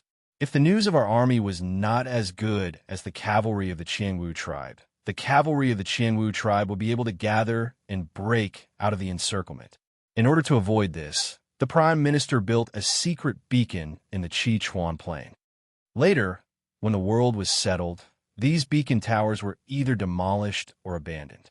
Hanyu sneered. 2 years ago, Yang Jingrong represented his lord, Lu Shi, to form an alliance with the lord. For the sake of the overall situation, the lord and Ling Wengong joined forces to fight against Wuma Shang, the county chief of Shanghai County at that time. At that time, they also fought to the Sichuan Plain. Yang Jingrong mentioned the beacon towers and reactivated the abandoned beacon towers to transmit information between the two places. Sieze's eyes widened slightly. He could vaguely guess what Hanyu wanted to do. They could not catch up with Yang Xi's army, but the beacon towers could transmit information much faster than riding a horse at night. By igniting the beacon towers and gathering the troops stationed in the Sichuan Plain in advance, they could besiege or launch a sneak attack. Even if they could not kill Yang Xi and the others, they could at least make them flee. Yang Xi was still unaware of all this. It'll be dawn in less than an hour. Yang Xi rode on the horse and secretly moved his position. After riding for a long time, his buttocks were a little numb from the jolting. The skin between his legs was also sore from the chafing. I'm afraid that no one in their 70s or 80s will ever forget this night. The temperature in the mountains was rather low. Yang Si clasped his hands together and breathed into his palms. He looked tired from a sleepless night. His expression was tired, but his mood was very cheerful. Qin Gong laughed. Last night, it was all thanks to the military counselor's divine foresight. Yang Si hummed a little tune, feeling a little pleased in his heart. Han Wenbin will definitely stomp his feet in anger at this moment. Before dawn, the army should be able to enter the border of the Sichuan Plain. Cheng Yuan said, according to Su Bei's reaction, it will take half a day for the news to reach Sichuan. There are few troops stationed there, and the defense is not strong. We can take advantage of their unpreparedness and force our way out. The Sichuan Plain was not a plain in the truest sense of the word. There were gentle hills and crisscrossing rivers at the border. Because the terrain of the area was relatively flat and vast, the farmland was fertile and the grass was lush, it was also called the Sichuan Plain. Most of Jiang Pengji's troops were elites. Breaking through the encirclement on flat ground was a certain advantage for them. Yang Si was about to agree when his sharp eyes saw a small orange light in the distance. They were on higher ground than Han Yu's side, so they could see it more clearly. What is that? Yang Si frowned. Are you hallucinating? The orange light flashed and disappeared. After a while, Yang Si saw that another place was also emitting orange light. However, this time the orange light did not disappear. As if it was a relay, the orange light lit up again after a certain distance. The military counselor is not hallucinating. That seems to be a beacon? Beacon? Yang Si had a vague premonition in his heart. Looking at the direction of the beacon, it was clearly heading towards the Sichuan Plain. Sichuan Plain beacon? Beacon tower? An idea flashed in his mind. Yang Si suddenly remembered something and slapped his thigh, startling the purplish-red horse under him into neighing. Military counselor? Yang Si said, the entire army is moving quickly. If we don't leave now, I'm afraid we will be outflanked. It was one thing to catch the enemy off guard, but it was another thing to be caught off guard by the enemy. Yang Si secretly gritted his teeth and was full of remorse. If he could go back in time, he really wanted to go back to a few years ago and strangle himself for coming up with stupid ideas. Why did he dig a hole for no reason? He almost buried himself alive. The beacon could not only be seen by one's own people, but also by the enemy. Before the sky was completely bright, the scouts found that the beacon was lit in Hu County and hurriedly passed the news to Jiang Pengji. There are still people playing with the beacon now. The outdated technology of the ancient times once again refreshed Jiang Pengji's limits. Can you determine where the fire beacons are coming from? As the Lord, Jiang Pengji could complain, but Wei Xiai, Qiguan Rang, and the others could not be so lazy. Chapter 1141. The scout reported, it should be the Sichuan Plain. The Sichuan Plain? Jiang Pengji was stunned when she heard this place. She had lived in the north for a long time and was unfamiliar with the Sichuan Plain. This place sounds familiar, she thought for a while, and quickly found a relevant memory in her mind. Isn't the Sichuan Plain the main battlefield of the Chang massacre? Geographically speaking, the Sichuan Plain was easy to attack and difficult to defend. It had no other advantages except for its fertile soil. When Jiang Pengji and the officials discussed tactics, they almost neglected this place. Now that it was mentioned, she only remembered an allusion that she had read a long time ago. It's the battlefield of the Chang massacre, Wei Xiai answered with a smile. Qiguan Rang, who was at the side, tensed up and hurriedly got up to look at the great universal geographical map. He looked at it carefully and suddenly discovered something. Jiang Pengji noticed his unusual behavior and asked, what did Wen Zheng discover? Qiguan Rang frowned and said with a heavy heart, there must be something wrong when something is out of the ordinary. The Sichuan Plain is lit up. It should be a battle in Hu County. Su Fei has already been executed and the remnants of his troops have almost been wiped out. Even if they cause trouble, it's impossible to light the fire. Su Bei's family is the most powerful in Hu County. Who can cause such a scene? I think there's only one possibility. Everyone suddenly reacted. Jiang Pengji even crushed the teacup in her hand. The atmosphere in the tent was stagnant. The audience in the streaming room reacted half a beat slower. They couldn't figure out what was going on. Shushanya Li, what happened? I'm most afraid of the atmosphere suddenly turning silent. I have a bad feeling about this. Zhuingshuan, the Sichuan plane is lit up. Wen Zheng said a few words in the streamer, and they became like this. Niaokongojang, my head hurts.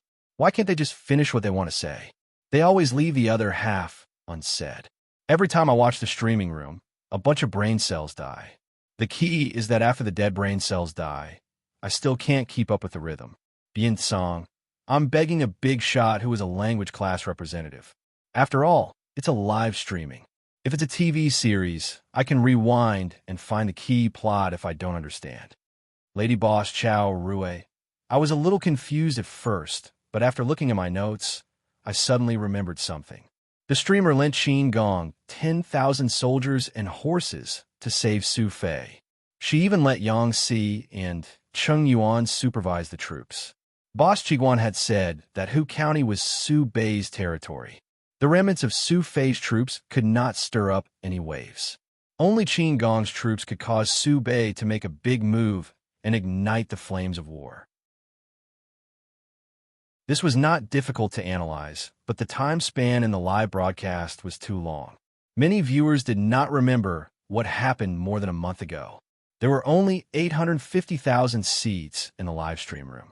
With billions of people fighting for the seats in the two dimensions, the flow of viewers was too high. Apart from a few internet superstars who were like big shots living in signal towers, almost no one could guarantee that they would stay in the live broadcast room every day. After the big shots analysis, the slow-witted audience was so shocked that they dropped the melon in their hands. Sang Shue Shijian. Oh my, does this mean that Rong Rong is in danger? For a moment, Yang Si's fans were in an uproar, and related topics quickly dominated the news. He had no choice but to be anxious. Yang Si only had a total of 10,000 troops. If he stayed in the enemy's territory, wouldn't he be sending a fat chicken to his door? Yang Si was not an NPC that could be respawned. He was a living person who lived in another plane, and he was their favorite idol. The livestream room also used a few years to tell the audience a bloody truth. War was cruel. If Yang Si was going to die, he would really die. The audience was so anxious that they were burning with anger. Jiang Pengji threw the remains of the teacup aside with a calm expression and asked Qiguan Rang, "How many days is it from here to Sichuan playing on foot?" "At least 3 days, at most 5 days. This number was already very optimistic.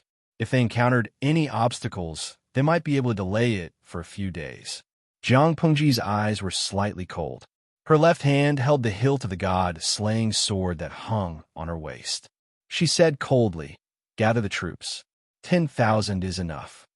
After all, they were going to rescue people, not to fight head-on. If there were too many troops, it would be easy to delay them. Qiguan Rang suddenly raised his head and looked at her. The people under the tent stepped out to stop her. "My lord, we must not go deep into enemy territory alone. If something unexpected happens, Jiang Pengji sneered and said, "It's impossible." Qiguan Rang could not help but give Wei Si a look. Feng Zhen, Feng Jin, and the others were all at the rear.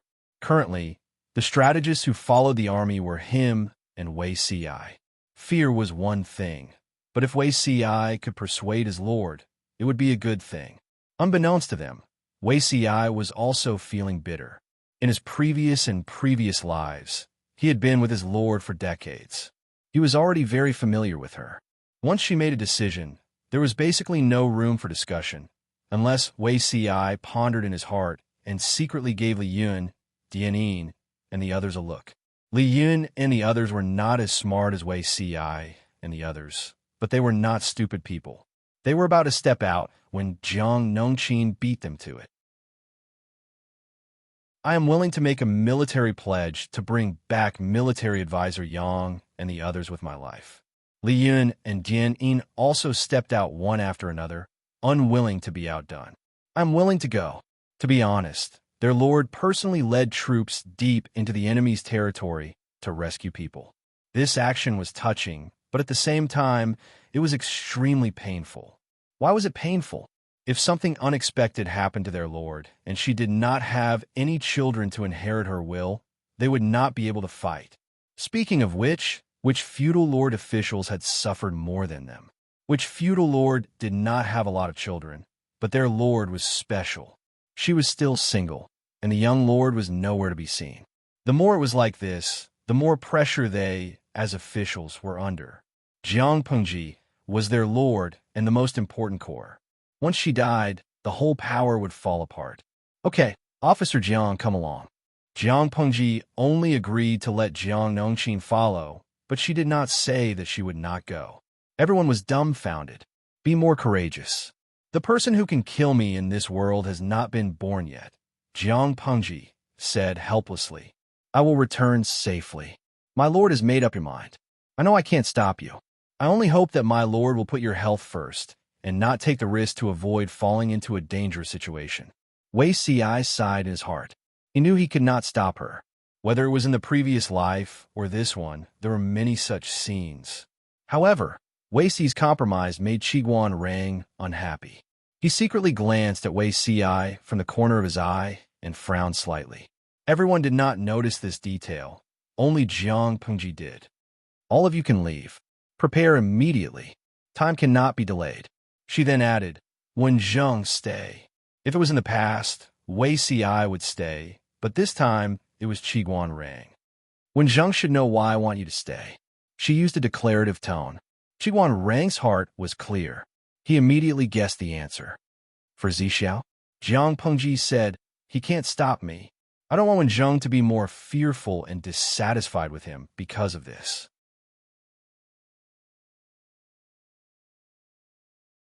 Chapter 1142. Qiguan Gu was afraid of the beauty Wei Ci, and he seemed to be very dissatisfied. When did this happen?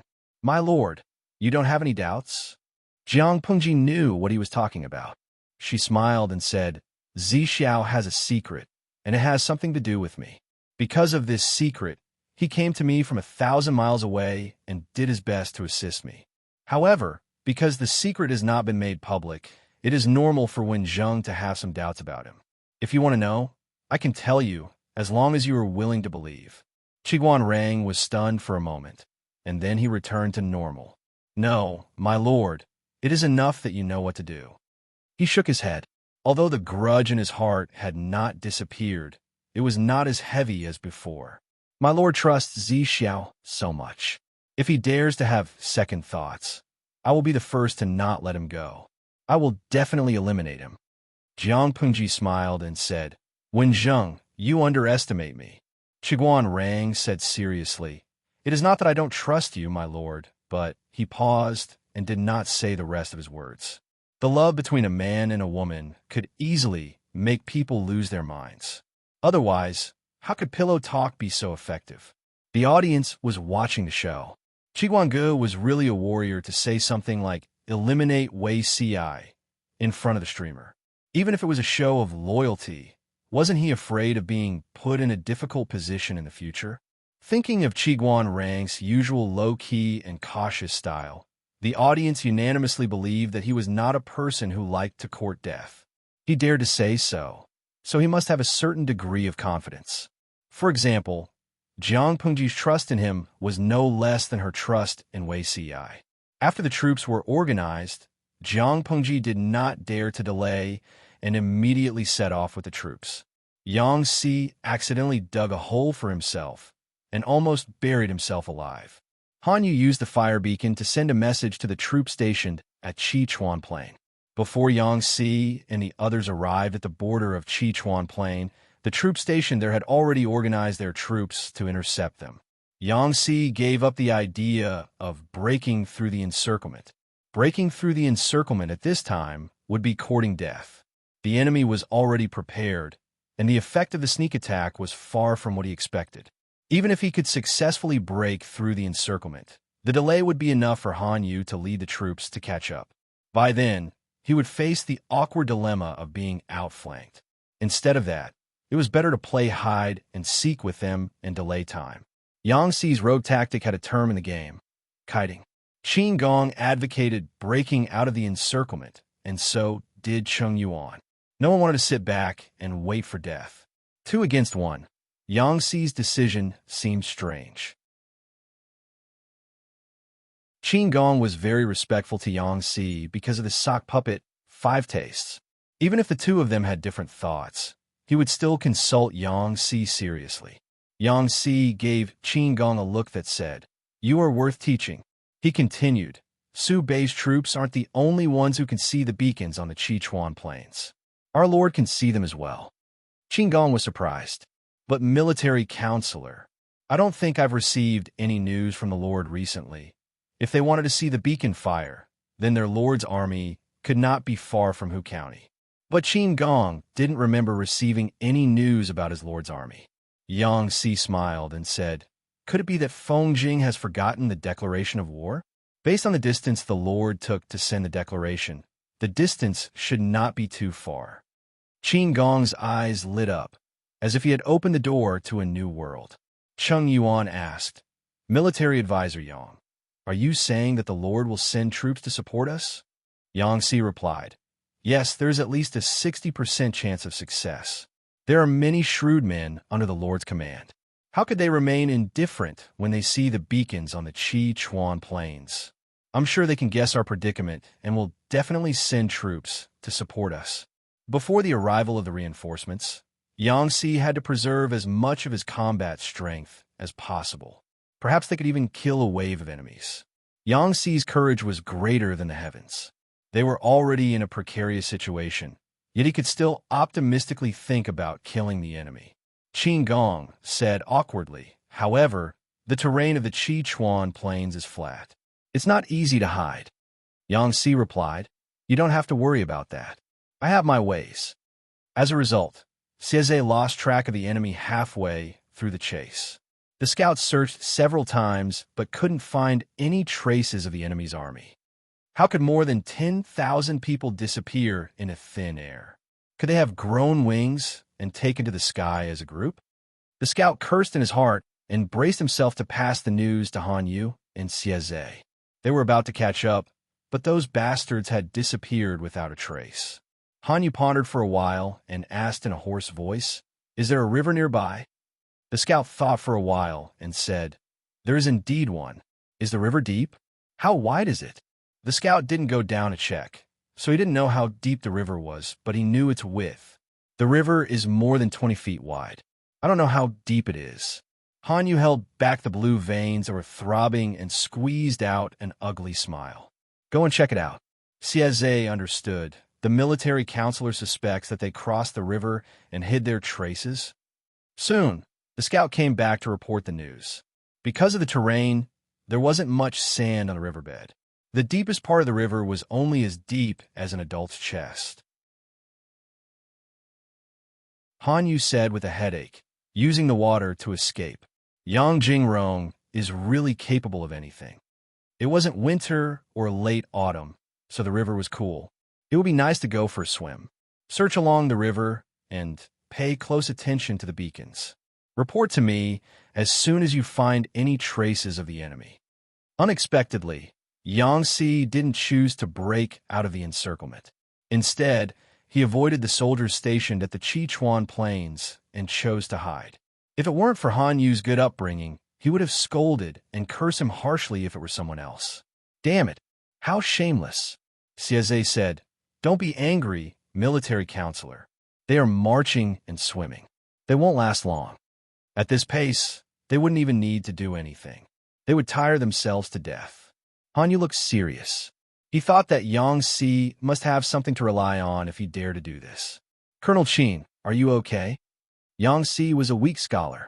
He didn't know how to swim, so he swam all the way with the help of the soldiers. Except for his wet clothes, he didn't look bad. In contrast, Qin Gong, a standard military general, looked a bit bad. He was panting, his cheeks were red, and his forehead was sweating. His wet clothes were sticky, but he couldn't take off his armor in case the enemy suddenly appeared and caught them off guard. "I'm okay." Qin Gong adjusted his breathing and glanced at the other soldiers.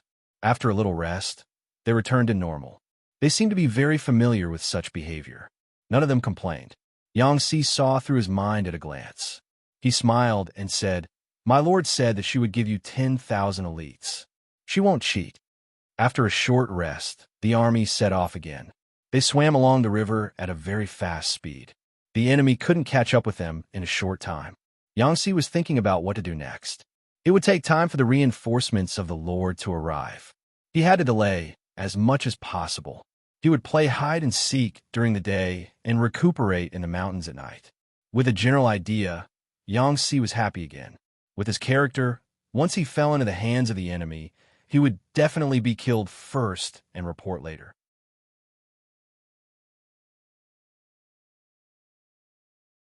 Chapter 1143. Bah, those bastards are so good at running. The enemies were jumping up and down, and they were running everywhere. They were about to surround them several times, but they just slipped away. It was fine if it was only once or twice, but it was the same every time. Han Yu and the others were calm, but the soldiers were getting impatient. Their anger was rising, as if they had eaten a bomb. "Stop talking. If Commandant Xie or military advisor Han hears you, they'll have to suffer because of you." When Han Yu mentioned Han Yu and Xie Zhe, his comrade finally stopped talking, but he didn't look good. He looked like a stone in a latrine pit. Although Han Yu didn't hear the sound himself, he could see that the morale of the army was getting lower and lower. Xie Zhe was anxious as he saw it. He really wondered if Yang Si and the others had installed a pair of wind fire wheels under their feet and were playing with them everywhere. They were so close to catching turtles in a jar several times. They always got out of trouble in a way that was beyond ordinary people's normal thinking. Are they addicted to playing hide and seek? In contrast, Han Yu was much calmer. He didn't look anxious at all. Xie Zhe wanted to say it several times, but he swallowed it after a few hesitations. Until now, Xie Zhe finally couldn't bear it anymore. He frowned worriedly. "Military Counselor Han, the morale of our soldiers is low. If this goes on, I'm afraid there will be trouble." "In the long run?" Han Yu asked. "How long do you think this long run will last, Commandant Xie?" Xie Zhe was stunned for a moment. He was about to blurt it out, but he suddenly realized something and couldn't help but be stunned. Han Yu was smiling, but his eyes were cold. His tone was as calm as ever, as if Yang Si's hide-and-seek and flying kites didn't cause him any confusion. He said, "They're traveling light and can't carry much food. An army of more than 10,000 is not a small number, and the daily rations are an extremely large number. Even if everyone brings rations, how many days can one person carry?" They were chasing from behind, while Yang Si and the others were running in front. Because of the warning of the fire beacon, Yang Si and the others couldn't hide their tracks, so they couldn't stay in one place for too long. They could only keep changing positions, marching and hiding in order to avoid the scouts. Being tense and running for their lives for a long period of time had imperceptibly increased the soldiers' need for food and further depleted their morale. The rations that could support them for 4 to 5 days might not even last 2 days. Looking at the situation, it seemed that Yang Si was playing with them, but the first to collapse was definitely the side with a shortage of food. Yang Si and the others did not have the support of the grain line, so they would not be able to hold on for long. Either they were too hungry to fight, or they had to break out of the encirclement before starvation killed them. The two armies clashed head-on. "Lieutenant Xie, you don't have to be anxious, because your enemy is even more anxious than you." Han Yu was very patient. He exerted pressure on Yang Si and the others at a steady pace, forcing them to increase the frequency of their escape, which further increased their physical exhaustion. This was both a psychological attack and a competition of endurance between the two armies. Whoever lost their composure first would lose. Yang Si's combat style was bold and unrestrained. His thoughts were always different from others, and he was somewhat imaginative. Han Yu, on the other hand, was steady and sure. He conformed to the rules, but he didn't stick to the traditional way of thinking. He was meticulous and steady, and he was very calm. Just as Han Yu expected, Yang Si's side encountered the predicament of food shortage, and they could only hold on for one more day. After that day, they could only fill their stomachs with water for the rest of the time. Seeing this, Qin Gong's young face was dyed with worry. Lieutenant Qin, why are you so anxious? Looking at his pale little face, Yang Si couldn't bear to stand by and watch. He waved at Qin Gong, indicating that he should come over and rest, and not be so tense all the time. Come, sit down and talk. Here is a bag of water. Drink it to quench your thirst. Qin Gong thanked Yang Si for his kindness. He was a general, and his physical fitness was much better than Yang Si, who was a scholar. At present, not only was there a shortage of food, but there was also a shortage of water. It was better to keep Yang Si's water bag for himself. Qin Gong couldn't help but say, Military Counselor Yang, you are really not anxious at all, Yang Si said. In a day or two, we will run out of water and food. How can I not be anxious? Qin Gong carefully looked at his expression and said strangely, if Military Counselor is anxious, how can you be so calm? Yang Si asked in reply, is it possible that if I am anxious, food and water will appear out of thin air? Qin Gong, this was the first time he heard someone say the words broken jar in such a righteous and confident manner. Qin Gong said, there's a shortage of food and morale is shaken. In the end, won't we still become the enemy's turtles in a jar? Yang Si smiled as he looked at Inspector Chung Yuan and said, it's true that there's a shortage of food, but the shaken morale is exaggerated. Qin Gong was stunned for a moment and suddenly realized something. For an ordinary army, even if there was only half a month left, the morale of the army would be in a state of collapse, much less a day's supply.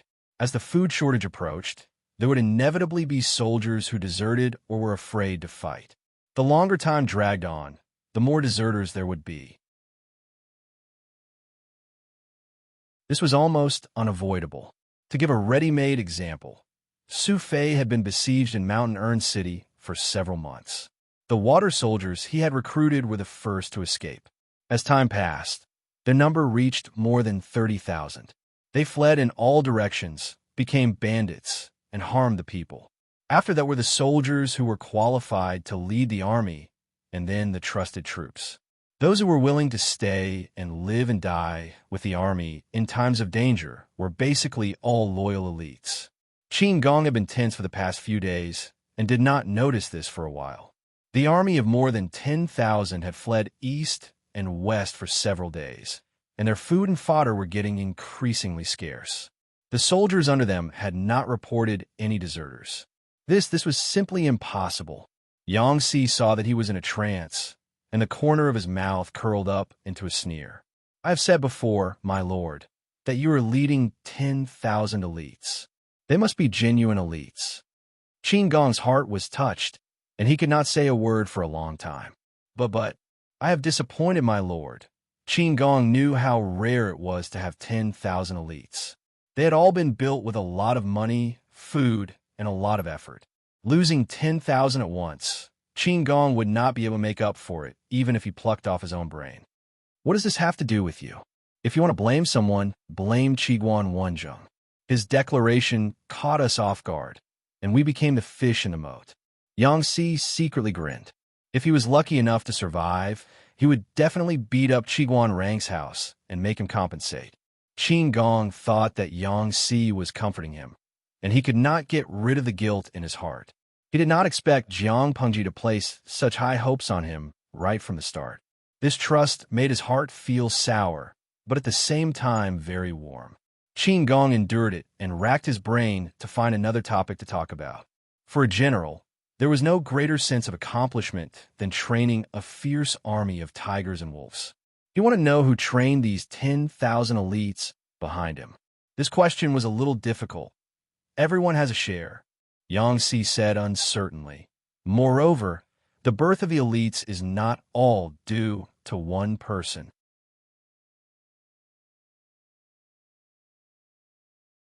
Chapter 1144. Seeing that Qin Gong was puzzled, Yang Si couldn't help but give him the general knowledge of the Wanzhou group, so that Qin Gong wouldn't make a fool of himself in the future. Why not?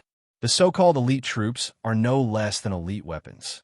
They also need elite soldiers, Yang Si said. Yang Si said, these elite soldiers not only have to be strong, brave, and good at fighting, but they also have to be disciplined and obey orders.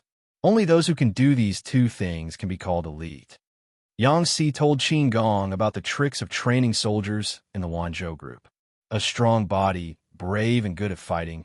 This is military strength. Strict discipline, strict execution of orders. This is military discipline. It was not difficult to do the former. There was only one word: train. Train to the death. The training plan that Jiang Pengji had formulated for her troops had been used to this day. The troops were trained in winter and summer, when the weather was the worst. Whether it was in the heat of summer or the cold of winter, as long as they were not too sick to get up, they had to get up to train. After they had formed a certain level of strength, Jiang Pengji would also organize military exercises. Military exercises included various combat environments. Yang Si glanced at the resting troops and said lightly, "Not to mention that there's only 1 or 2 days of military rations left. Even if they run out of ammunition and rations for 7 or 8 days, they have to eat weeds and tree bark.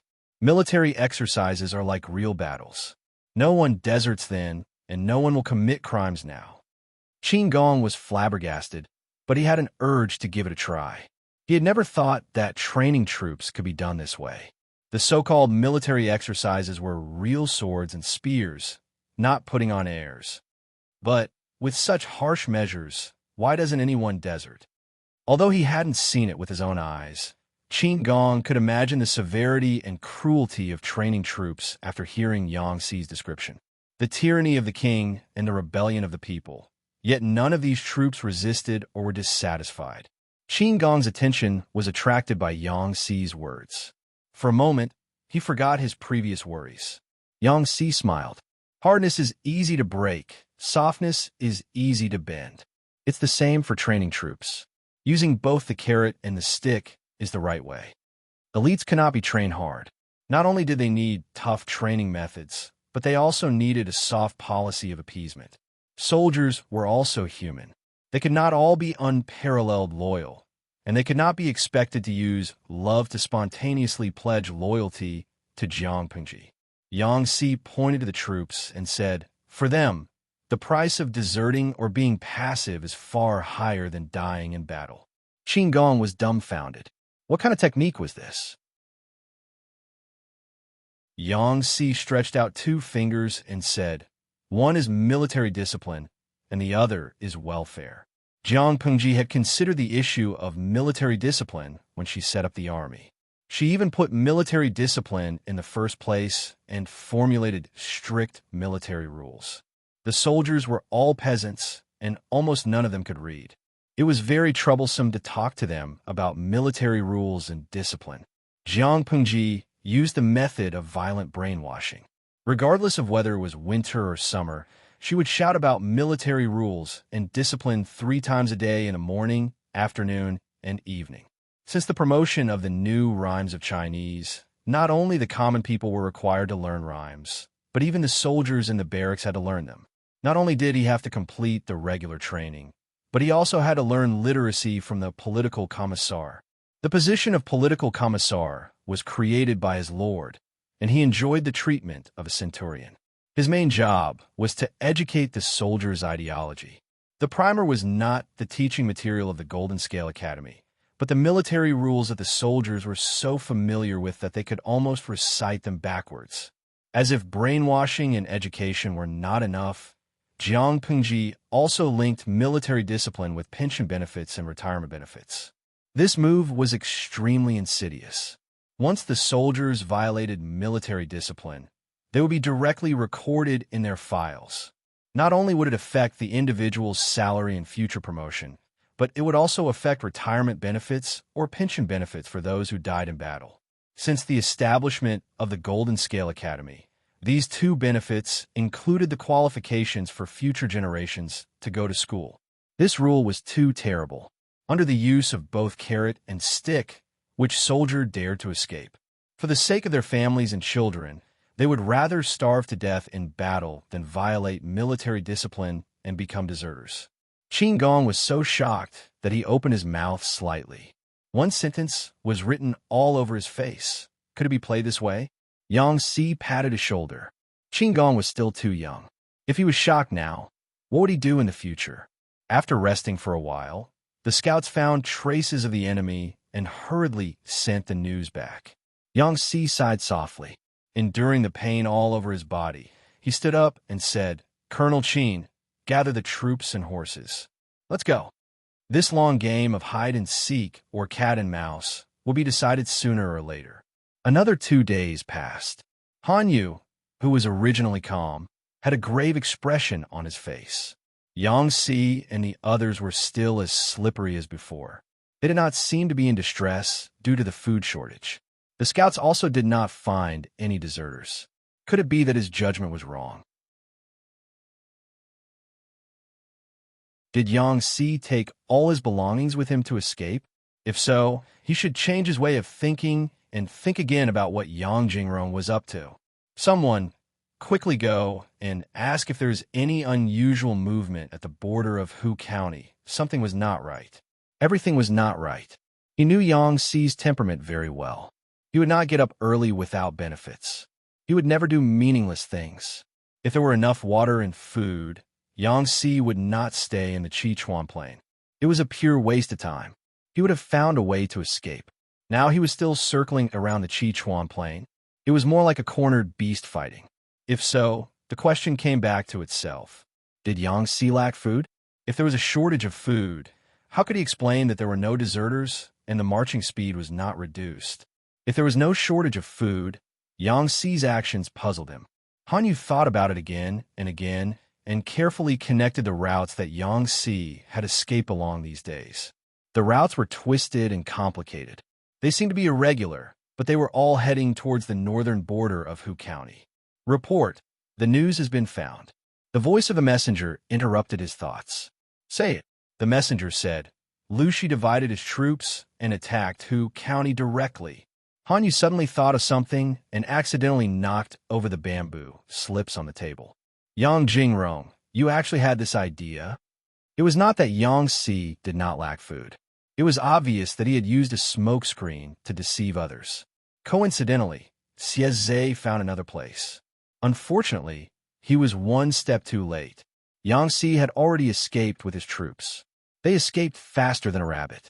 Did Captain Xie check the remains of their bonfire? Han Yu asked. Xie Zhe said, yes.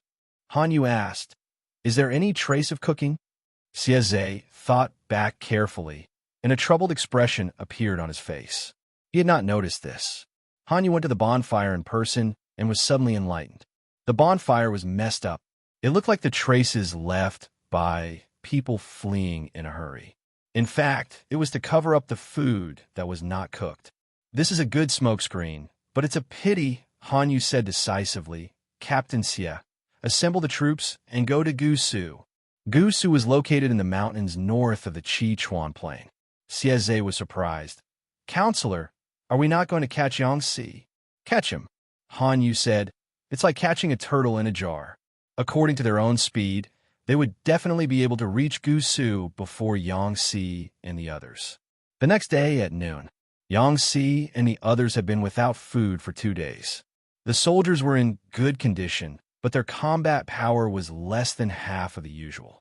At this time, Gusu was close at hand. If it is as I expected, I will be able to meet up with the master in half a day.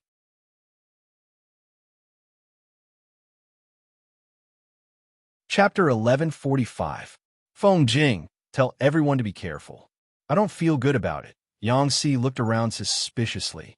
He had an inexplicable shadow in his heart, as if something bad was about to happen.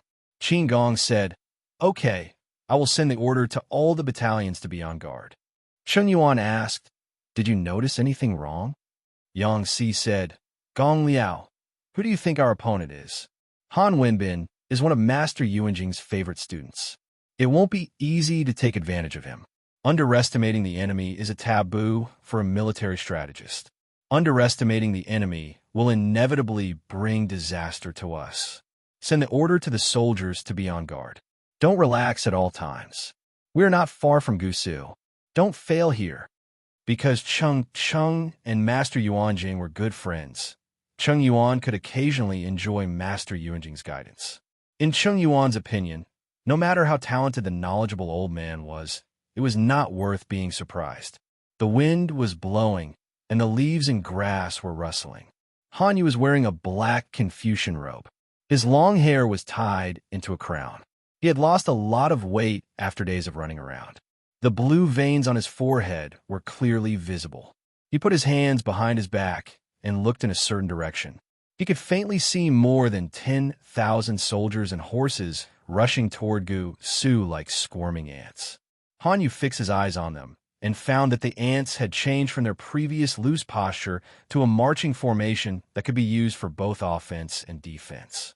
Xieze also noticed the change and said in surprise, "Counselor Han, have they already found out?" Han Yu said calmly, "If they found out, they would have turned around and left this troublesome place. Why would they walk right into the trap? If it were someone else, they would be so happy that they would let down their guard and reveal a fatal flaw. Yang Jingrong is different. He is a cautious and suspicious person. The more dangerous the situation is, the more suspicious he will be. This caution will let him linger on for a little longer." Xieze blinked and tilted his head to look at Han Yu's side profile. He always felt that his counselor did not hate Yang Si as much as he said. Not only did he not hate him, but he even considered him a confidant. However, the custom of the literati group was that the more confident they were, the more ruthless they were. As a general, he could not understand it for the time being. "If we can capture Yang Si alive, you can try to persuade him," Xieze said. "People with different principles cannot make plans together. Yang Si's principles are different from yours. Besides," Han Yu curled his lips into a sarcastic smile. "For Yang Si, there is no one in this world who is more suitable for him than Lu Lanting. If he is captured, only death awaits him." A look of confusion appeared on Xieze's face as he asked, "Why is that?" A fine bird chooses a good tree to nest in. Since Yang Si Ruo was captured, whether it was for his future or for his family's life, submitting to the new master was the best choice. The military counselor had previously said that Yang Si was not a stickler for rules. "In order to protect myself, what's wrong with seeking a new master?" Han Yu didn't intend to explain in detail. Yang Si was the son of a prostitute. His status was even lower than that of a lowly person. In the eyes of his lord, Su Bei, it was hard for him to enter the upper echelons of society. If Yang Si was not lucky enough to be carried away by Yuan Jing, who lived in the folk, what would his fate be now? Either they had died a long time ago, or they were just pimps that ran errands in brothels, waiting to be ordered around. Plot against the world and assist the feudal vassals? There was no need to even think about it. Yang Si's status was destined to not be put in an important position by Su Bei. He was also a sensitive and proud person, so he couldn't accept such humiliation. Han Yu knew him well, so he would give Yang Si a quick death. On the other side, the ominous premonition in Yang Si's heart was getting stronger and stronger. He was almost in a state of panic. Something's not right. It was a sunny day, but Yang Si broke out in a cold sweat. His hands were tightly gripping the reins. Get into formation, turn around, and return. By the time the order was given, half of the army had already passed through the lonely gorge. The hills on both sides were lush with trees, casting shadows. Yang Si's gaze was focused on the wild goose that was flying high in the sky. Qin Gong didn't doubt him and immediately gave the order. As soon as he gave the order, 2 flags with the words Su and Xia appeared on both sides. Yang Si saw an old acquaintance. "You don't have to leave now that you're here," Han Yu said condescendingly. "Jing Rong, we haven't seen each other for a few months. How are you?" "How the F***CK?" Yang Si's face tightened, but he was swearing inelegantly in his heart. Han Yu wouldn't give Yang Si any time to react. The prepared rolling stones rolled down from both sides of the mountain path, and the arrows were like a tide. He had originally planned to destroy more than half of Yang Si's army, and then slowly nibble away the rest of the defeated soldiers. According to Han Yu's expectation, when half of the army was deep in the gorge, the front army would retreat in panic. It would definitely mess up the formation and cause a situation where people would crowd and block the mouth of the gorge. The front army couldn't retreat in time, and the rear army couldn't support, so the order would collapse. Sieze was surprised. They are indeed elites. They can still maintain the formation at this moment. The military counselor said that they have been out of food for a couple of days. They should have low morale and no fighting power. Now that I look at them, they're not that bad. It's a pity to bury them here. Sieze didn't have the slightest intention of showing mercy, even though he said it was a pity. Countless rolling stones and hot oil splashed down, and screams resounded through the entire gorge. Sieze commanded the archers to shoot at the mouth of the gorge. The mouth of the gorge became the main target of the archers to destroy the support of the rear army and the retreat of the front army. Protect the military counselor. Qin Gong shot down the arrows that were rushing toward Yangtze, but he only had 2 hands. How could he compete with the hundreds of archers of the enemy? More than a dozen shield soldiers raised their shields and formed a formation. They used the shields to block the stray arrows and protected Yangtze and Chungyuan in the chaos. Yangtze was in a mess. There was an arrow in his shoulder. If the arrow had been shot a little bit higher, it would have gone straight through his brain. Yangtze spat out a mouthful of blood and said, "Bah, I played with eagles all my life, and I was almost pecked blind by an eagle." He let out a cry of pain, and his whole face scrunched up because of the severe pain. Finally, he swallowed it back. Qin Gong made sure that Yangtze and the others were safe. Then he commanded the soldiers to form a formation and retreat. As long as they left the gorge, they still had a chance of survival. Hot oil splashed. Rolling stones and arrows were blind. They didn't care who was who. Whoever was hit by the rolling stones would be the unlucky one. For a moment, no one knew how many soldiers were injured by the arrows and crushed by the rolling stones. Their bones turned into minced meat and blood. Sieze said, "Get the bow." He knocked the bow and pulled the arrow, aiming at Qin Gong below. The soldiers were already in chaos, and morale was shaken. Once the main general died, the army that was in a precarious situation would definitely collapse. The arrow pierced through the air and locked onto him as if it had eyes. Qin Gong felt a chill run down his spine, and a sense of danger rose to his head. He barely managed to shoot it down, but he couldn't dodge another stray arrow. The sharp arrowhead slashed across the side of his face, and blood stained his right eye.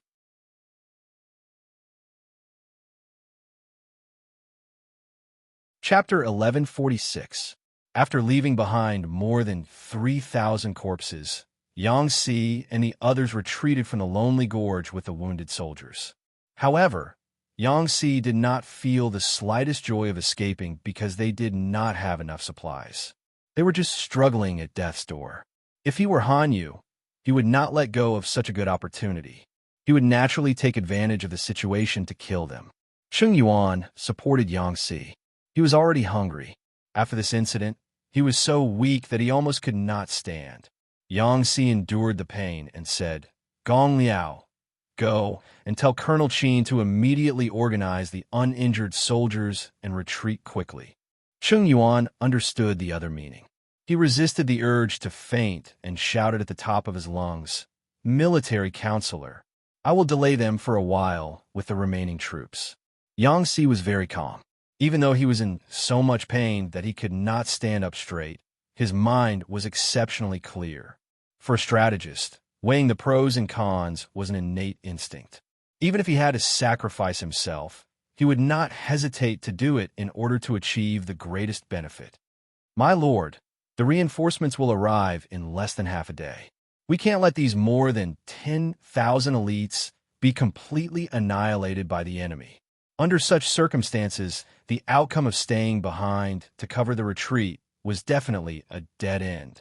Chungyuan involuntarily grasped Yangtze's shoulder and helped him retreat a few steps. "If the military counselor dies, how will I explain it to my lord?" Chungyuan was anxious at this moment. His hands, feet, and brain did not feel like his own. It was not that he was useless. As a greenhorn, Chungyuan had too little actual combat experience and accumulated too little experience. Yangtze could not help but grin. Chungyuan was going crazy. He could still laugh in such a situation. "If I were alive, I would not have the face to see my lord." Yangtze smiled bitterly. He was too reckless and lost to Han Yu by one move. The elite troops that the Lord had handed over to him were greatly damaged. How could he have the face to siege Yangpingji? Sheng Yuan's breathing became rapid and heavy. Yang Si held his wrist tightly. He never thought that Yang Si, who was thin and weak, would have such great strength. Yang Si pushed Cheng Yuan away, and the other party almost stumbled. This is a military order. How dare you disobey? As a strategist, you are indecisive and can't make a decision in front of the battle. Do you want to kill more troops in the future? It seemed to be deafening, and Cheng Yuan was shocked. My lord may not come. It is better to fight with our lives on the line. Leaving Yang Si and more than 2,000 wounded soldiers behind would definitely kill them. Yang Si said firmly, "My lord will come."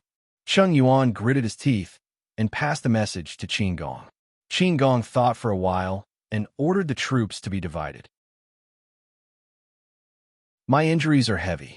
I don't want to be a burden, so I won't leave. Qin Gong's injuries were indeed very serious. There was a long gash on his face, 2 arrow wounds on his right arm, a saber wound on his left shoulder, and an injury on his leg. Fortunately, his leg injury was not serious. He could still ride a horse and fight again. The vanguard narrowly escaped from the call, but most of them were wounded and heavily injured. Almost all of them had to stay behind to cover the rear. The situation of the rear army was not bad. Although there were casualties, it was not serious. Their combat strength was still relatively intact. Han Yu and the others didn't give Yang Si much time. Their pursuers were right behind them. Yang Si took a deep breath and grabbed his sword with his blood-stained hand. If there's a next life, I will serve you as my master. Today, please forgive me for being a step ahead and being unable to be loyal, he murmured, already prepared to die. Yang Si knew his situation and choice better than Han Qin. If he was captured, he would die. Su Bei and Prince Changsho were birds of the same feather. They respected bloodline and family and despised the poor. However, the former was better looking than the latter and knew how to pretend to be peaceful. Yang Si jumped ship and kicked Prince Changsho out because of this. If he surrendered to Su Bei to protect himself, it would be a great humiliation for Yang Si. It was better than being ridiculed. Get into formation and fight the enemy. Yang Si waved his sword. He was unafraid of death. Report. Enemy attack from the rear. Han Qin was shocked. Enemy? So fast. In an instant, he confirmed the identity of the attacker. He looked in the direction of the rear troops and could vaguely see that their formation had been disrupted. Xieze was just about to lead his troops to kill the remnants of Yang Si's army when he suddenly heard the messenger's words. Enemy? Han Qin said. Yang Si's reinforcements. They had arrived 6 hours earlier than expected. They had thought that they would be able to get rid of the remnants of Yang Si's troops before retreating and making Lu Shi suffer a loss. Xieze was stunned. Where did Yang Si's reinforcements come from? Han Qin said. Yang Si has been avoiding the battle. He led his troops to Chichuan Plain in order to save his troops and meet up with the reinforcements. If they break out on their own, more than half of them will die.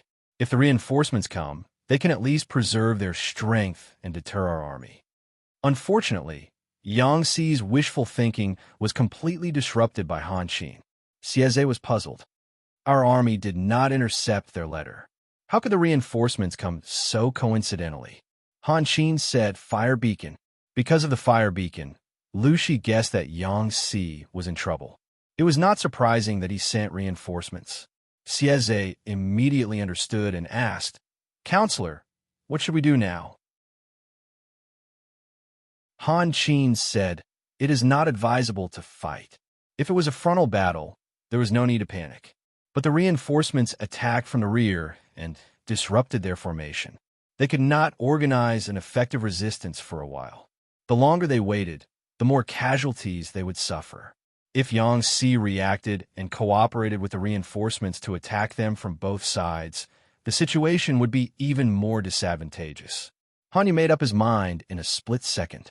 Han Qin and Yang Si had similar temperaments. Both of them were decisive and ruthless people. Once they made a decision, they would not hesitate. If it was someone else, they would insist and beat Yang Si to death, even if it was a risk, because there was no other way out. If Han Qin really did that, the troops he led would definitely be swallowed by Jiang Pengji, and no one would be left alive. Yang Si was trying his best to kill as many enemies as he could before he died, but he found that the enemy was gone. Counselor, the enemy's rear army is in chaos. Qin Gong was riding a horse. His vision was much higher than Yang Si's. He could vaguely see the enemy's rear army being destroyed by the unfamiliar forces. Yang Si was stunned for a moment. He was so stunned that he almost couldn't react. My lord's reinforcements. Yang Si dropped his sword excitedly. He was so happy that his wound was torn. He cried out in pain. Qin Gong's heart skipped a beat. Reinforcements? Were there really reinforcements? What they didn't know was that Jiang Pengji, the reinforcements they were talking about, was in a bad mood. The audience in the streaming room could feel the surging, killing intent from her. The screen that was full of bullet screens was now empty. Everyone was so scared that they did not dare to speak. Want to escape? Little White neighed. Jiang Pengji suddenly pulled out the God Slayer from her waist.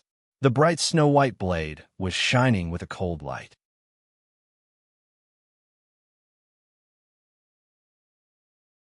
Chapter 1147. Lieutenant Xie, sound the gongs to retreat. Han, you didn't hesitate at all. He even gave up the meat that was about to be in his mouth and let Yang Si go. Xie was leading his men to kill the enemy when he suddenly received such an order. His emotions fluctuated greatly, and he almost vomited blood. The deputy general was so excited that his eyes were bloodshot. He blurted out, "The advisor is confused." Xie gritted his teeth and chose to follow Han Yu's judgment. He gave the order to retreat. The military advisor must have his reasons for doing this. We just have to follow his orders. Xie's face was taut, his eyes stained with blood from the killing.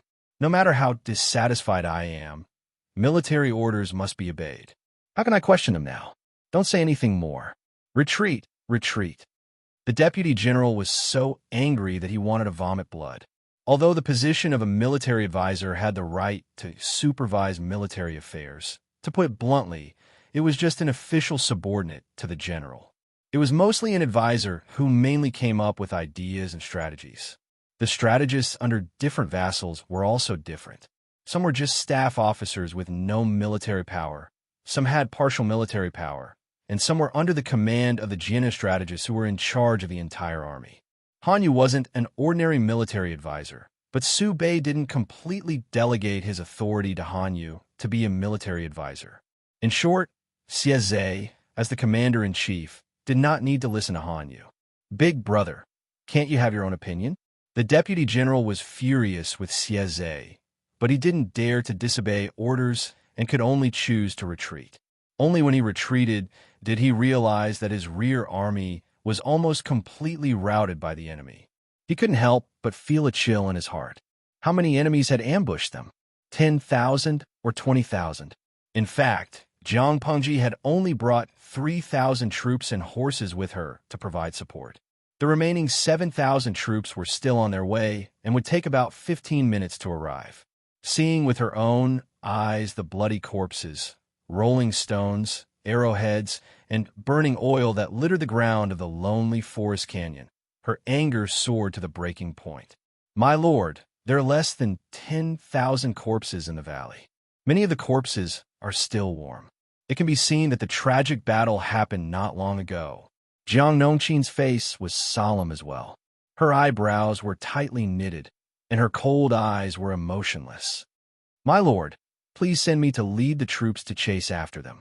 Jiang Pengji sneered and said, No need, I'll go. Thus, she took 3,000 people with her and left at the fastest speed possible. What was embarrassing was that the 3,000 soldiers were unable to catch up to Whitey, who was galloping at full speed. They were left behind by Whitey by several hundred feet. She didn't care about the enemy's front and rear armies. She attacked as soon as she saw them and didn't show any mercy.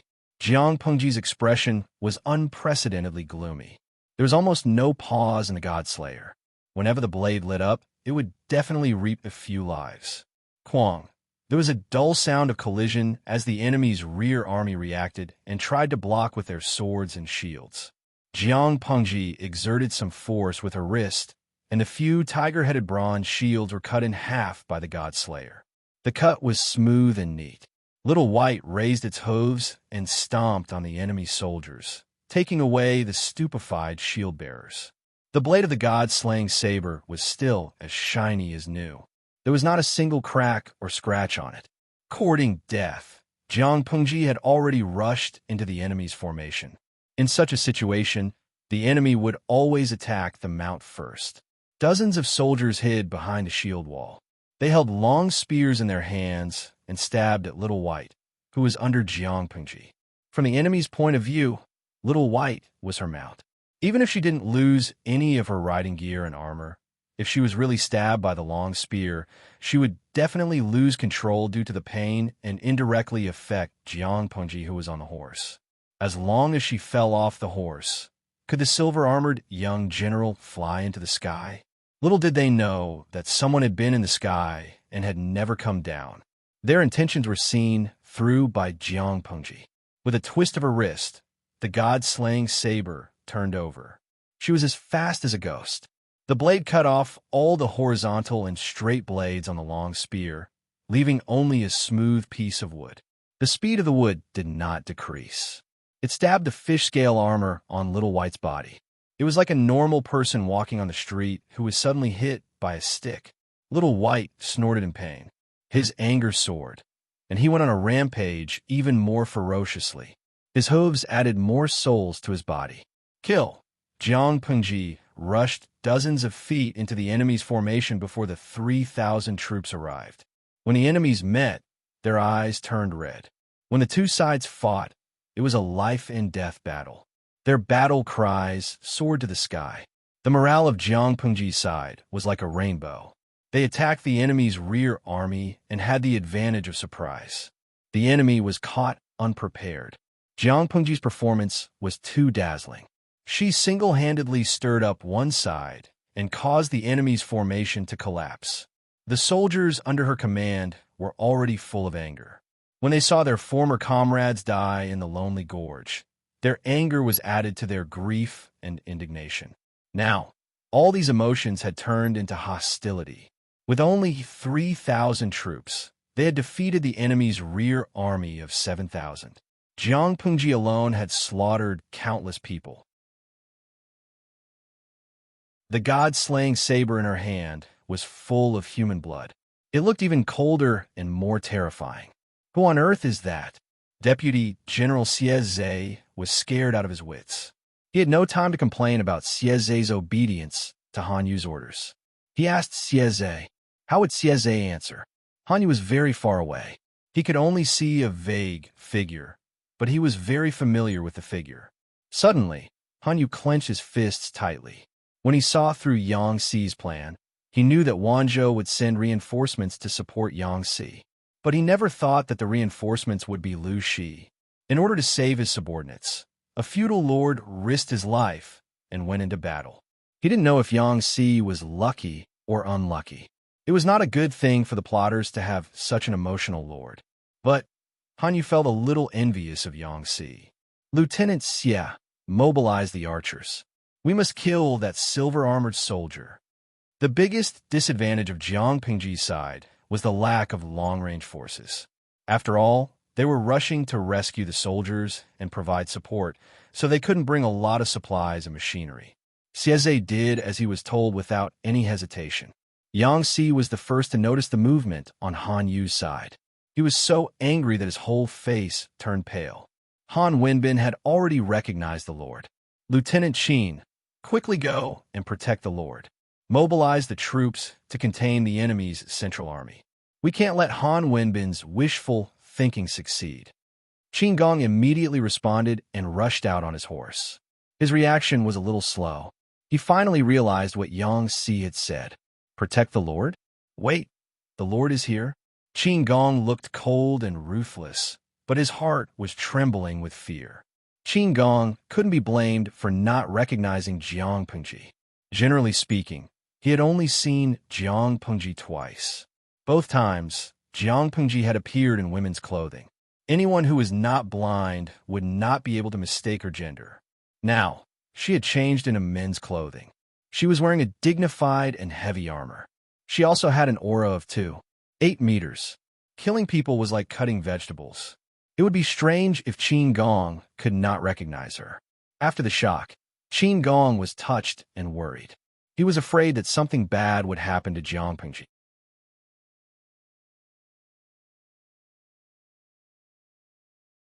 Chapter 1148. Qin Gong was so anxious that he ignored his injuries and rushed toward Jiang Pengji with his troops.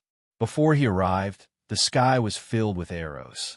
They were all aimed at the people around Jiang Pengji. My lord, Qin Gong was so anxious that he yelled and pulled at his wounds.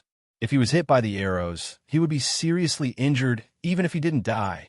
Jiang Pengji snorted and put the God-Slayer back into its sheath. She grabbed 2 enemies by the neck and used them as meat shields.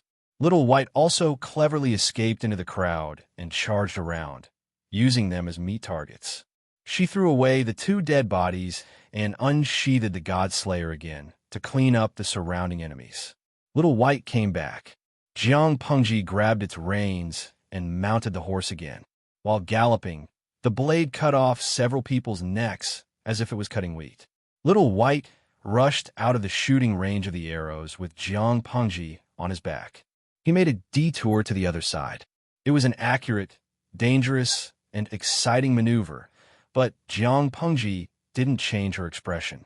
She killed the people in front of her and cut the horses in front of her. Qin Gong was speechless. He didn't believe it was his lord. The military counselor must have made a mistake. Qin Gong's mind was in a mess, but he still maintained a cold expression and looked very calm.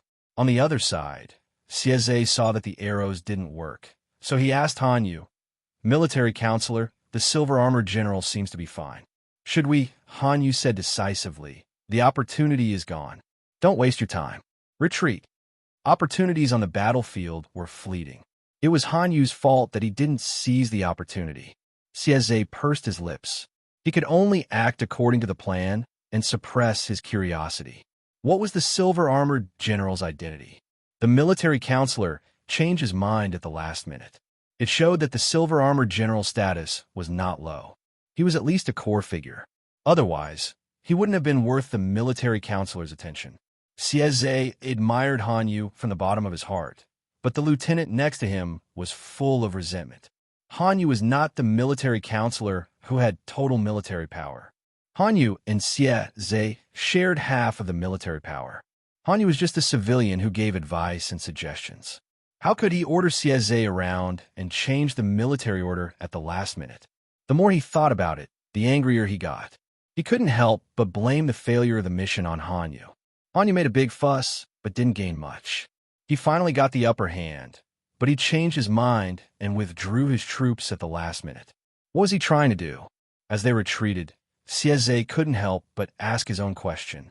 "Counselor, just who is that silver-armored young general?" Xieze had studied the generals under Jiang Pengji's tent. At first, he suspected that the silver-armored general was Li Yun. However, Li Yun only used a long spear. He had heard that his spear technique was superb, almost as good as the Xie family's heirloom. Could it be that not only was Li Yun adept at using the spear, he was also an expert with the saber? Han Yu was still regretting that he had missed such a good opportunity. He asked Xieze, "Guess who that person is?" Xieze said, "I personally thought it was Li Yun, but I'm not sure. Moreover, if it were Li Yun, Han Yu would not think so highly of him." Li Yun was Jiang Pengji's military general, but he was not irreplaceable. Even Fu Wang did not have this weight. Xieze racked his brains, but could not think of Jiang Pengji as the target. Han Yu said, "That is Lu Shi." Xieze nodded and said, "Oh, so this is Lu Shi." Lu, he was dumbfounded. Whose name did he just hear? The enemy's vassal, Lu Lanting. What a pity. Han Yu's words were full of pity. It was not a big deal to kill a general on the battlefield. If the enemy's leader was killed, the forces in Wanzhou would be in chaos, and the Lord would not have to worry anymore. Lu Shi? Xieze almost bit his tongue. That silver-armored young general was Lu Shi. Han Yu said, "What else? It's a pity that he did not kill her." I'm afraid there will not be such a good opportunity in the future. Sieze felt that his worldview had been turned upside down.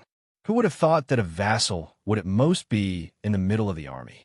Why would he personally fight with a sword? It's a pity that such a vassal did not become a general. Sieze told a lame joke, but Hanyu was not in the mood to laugh. No one would feel good if all their efforts were in vain.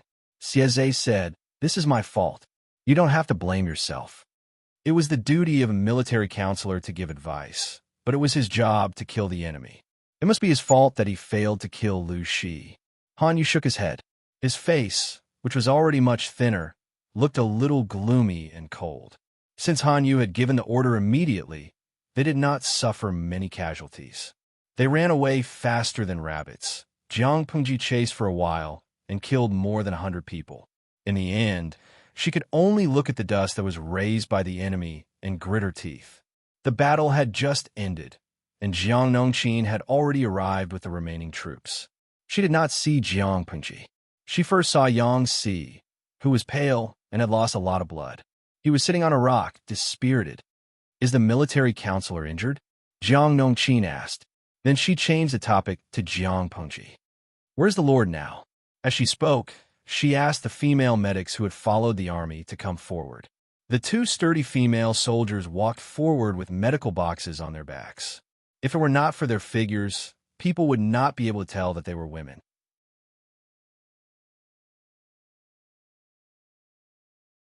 Yang Si tried to lift his arm, but the arrow wound was pulled. He grimaced in pain. The female soldier looked at the wound and said, "The arrow wound is a little deep. You have to take off your clothes. Does the military counselor want someone to cover you with a cloth?" The corner of Yang Si's mouth twitched. No, he was a man, but he still had to be bashful when looking at the wound. He always felt that his manliness was inferior to the female soldiers in front of him. The female soldier took out a pair of big scissors and cut open his clothes, revealing the location of the arrow wound. Fortunately, the arrowhead was not rusty or poisoned. If it was treated well and cared for carefully, the possibility of infection and pus was relatively low. The female soldier treated the wound and applied anesthetic. She waited for the effect to spread before she pulled out the arrow. "Forget it. Let me do it." Although there was anesthetic, it was still painful. The female soldier did not dare to use too much force, which made Yang Si feel even more pain. Jiang Nongqin, who was standing at the side, could not stand it anymore. She took the initiative to help. Yang Si was about to modestly decline, but she pressed his shoulder with one hand and pulled out the arrow with the other. Without giving him any time to prepare, he felt a sharp pain coming from his shoulder. Yang Si could not help but curse in his heart again. Jiang Nongqin said to the female soldier coldly, "Apply medicine to the military counselor to stop the bleeding. Don't leave any hidden dangers." Due to the years of war, the surgical skills of the medics were improving day by day. Now, they could organize a set of rough surgical manuals. Yang Si's forehead was covered in cold sweat. If he had not gritted his teeth and persevered, he might have fainted from the pain. "Officer Jiang, you're a girl after all. Can you be gentle occasionally?" Yang Si could not help but complain. In the end, Jiang Pengji rolled her eyes coldly. There is no distinction between men and women on the battlefield in the army camp. If there is, it's a brothel, she said. We female soldiers do not need such things as gentleness. Yang Si choked back his words and became more energetic. Qin Gong, who was at the side, was a little scared. He was more familiar with Yang Si and had never seen Jiang Nongqin before. At that moment, he could not interrupt.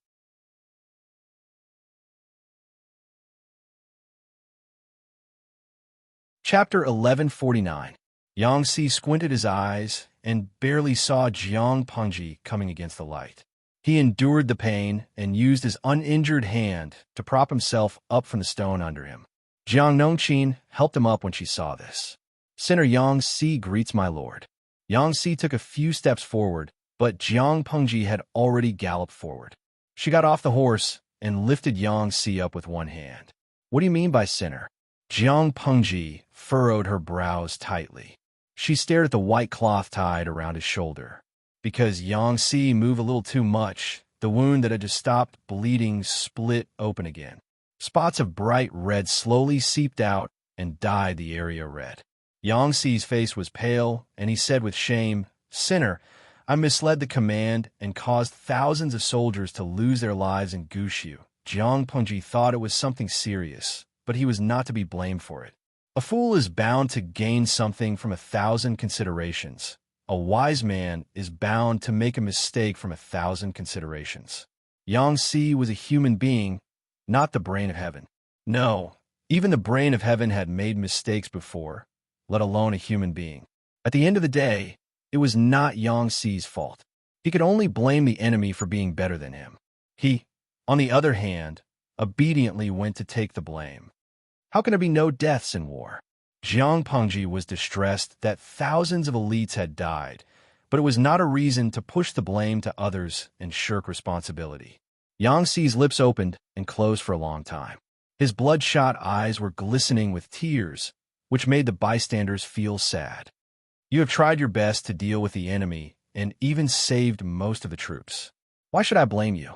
Jiang Pengji said helplessly. If you feel guilty, then take good care of your injuries.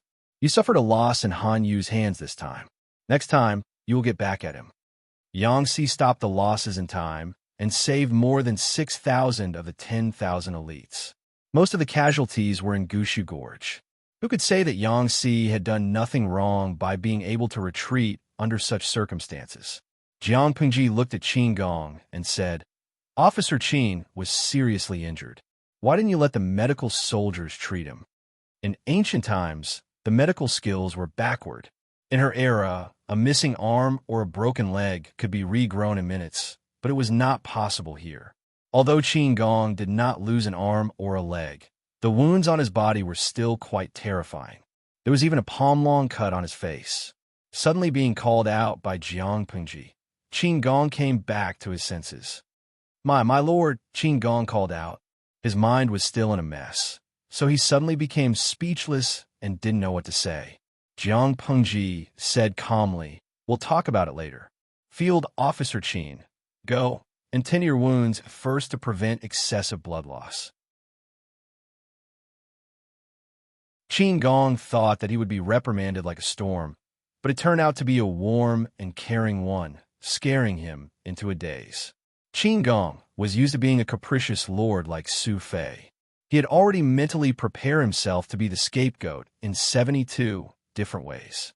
No matter what the reason was, it was an indisputable fact that Qin Gong had lost 40% of his troops. If the lord flew into a rage because of this and used military law to punish him, he would have no complaints. Fortunately, Jiang Pengji did not know what Qin Gong was thinking. If she did, she would have rolled her eyes. Was she the kind of lord who did not distinguish between right and wrong? "My lord, let Gong Liao lead the remaining troops and evacuate first." Yang Si slowly sat back on the huge rock and secretly took a deep breath to suppress the pain of his wound. "Gong Liao still doesn't know that my lord has arrived with reinforcements. Can you send a messenger to summon him back?" Jiang Pengji joked, "Of course.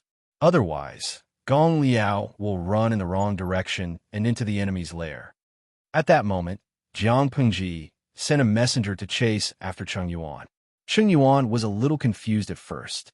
He grabbed the messenger and asked 3 or 4 times before he accepted the surprise. He, who was originally steady, suddenly broke down. He looked like he was crying and laughing at the same time. "God bless my lord. God bless our army." After the ecstasy, Cheng Yuan asked about Yang Si and Qin Gong's situation in detail. When he learned that they were still alive, Cheng Yuan almost cried with joy. He hurriedly gathered his troops and horses and returned along the original path. When he was fleeing, his heart was as heavy as a mountain. All kinds of negative emotions weighed down on him, making it hard for him to breathe. When he went, Cheng Yuan wished he could install a pair of wind and fire wheels under his feet. He flew over with a swish.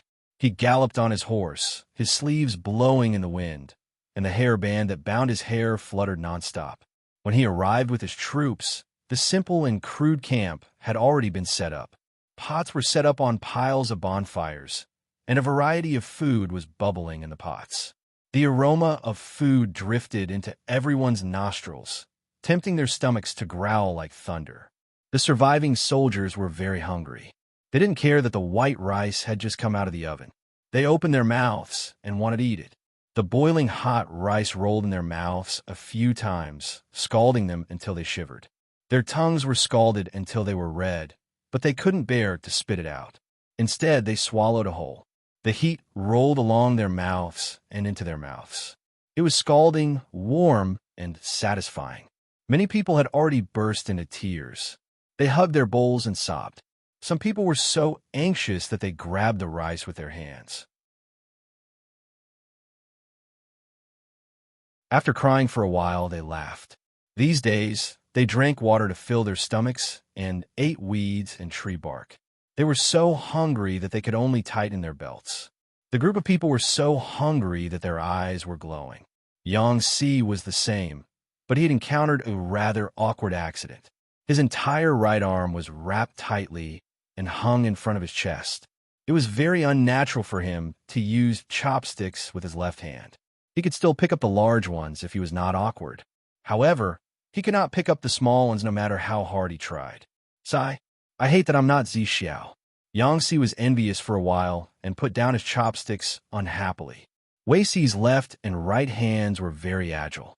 Writing with his left hand was comparable to using his right hand. When handling official documents, he also used both hands at the same time.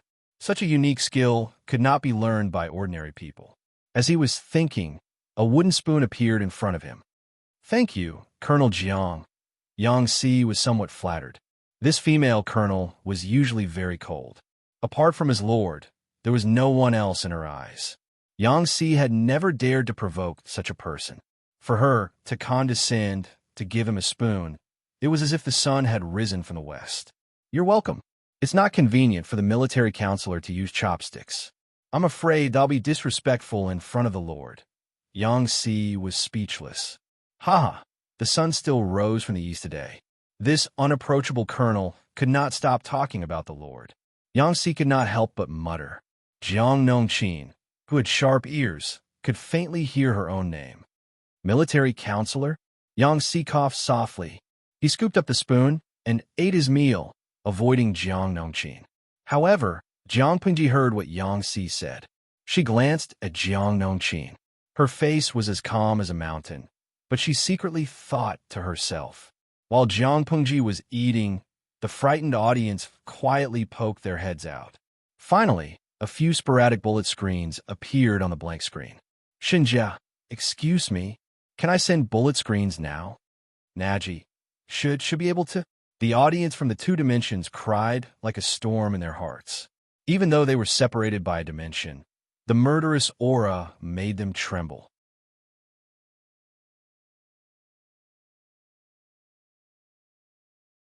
Chapter 1150.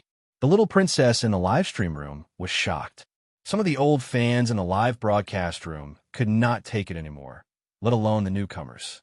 "Ping Qiu, I'm a newbie in the live streaming room. This is the first time I've gotten a spot." In the past, he had always heard people say that Jiang Bapi had an aura of 2.8 meters and that even the king of hell would be afraid of him when he glared at him. At that time, he had thought that it was a sensational story. No matter how strong the aura is, can it be stronger than my Jiang Jiang? Now that I've seen it for myself, it really lives up to its name. My Jiang Jiang was instantly crushed. The QEQ streamer's aura is more than 2.8 meters. It's clearly the distance between two dimensions. Zhu Xiao Xiao, you're Jiang Jiang? Oh, the popular actress who imitates the streamer's character and keeps on F** King the Queen? Duan Tisk, that Xiaohua who changed her name to Punkasi streamer. Let's not talk about her. My streamer always likes to speak with facts. She won't use tricks like drinking, eating, and sleeping with people to get ahead. There were so many problems in the entertainment industry. There would always be people who did not learn their lessons. Jiang Pingji's streaming room had been around for many years, and its popularity was always at the top of the charts. In the early years, Many newcomers in the entertainment industry would copy the characters in the live broadcast room and rely on that to become popular. However, setting up a person's persona was not something that could be easily messed up. Not to mention, there was still the main body in front of him. Even so, there were still many people who chose this path in order to take a shortcut. As the lord with the most fans in the streaming room, Jiang Pengji naturally had the most fans. However, her fan group was toxic. There were too many big shots from all walks of life. Many young stars who imitated Jiang Pengji's persona were defeated by them. As time passed, the newcomers didn't dare to do it again. Yiwu Yenling, what? Which unsightly flower came out to blackmail the host again? Can you imitate the host's aura? Xinyue, I'm going to beat it up. With these topics, the audience is taut, nerves finally relaxed. Seeing that the limelight had passed, the audience slowly returned to the joking atmosphere from before. There were too many topics for them to talk about, and they had been holding it in just now.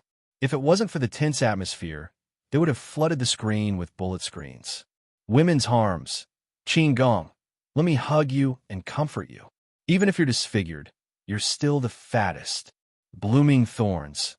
Qin Gong's wound is very dangerous. If it was a little more to the side, he might be the next Xiahou Dun. Because of Xie Zhe's arrow, Qin Gong was injured by a stray arrow, and a palm-sized wound appeared on his face. The wound was a little deep and could easily leave a scar. However, Qin Gong did not mind.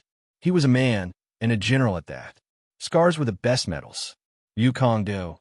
I even asked for a protective talisman for Rong Rong. Haha, sure enough, a scourge lives for 1,000 years. The host has come at the right time.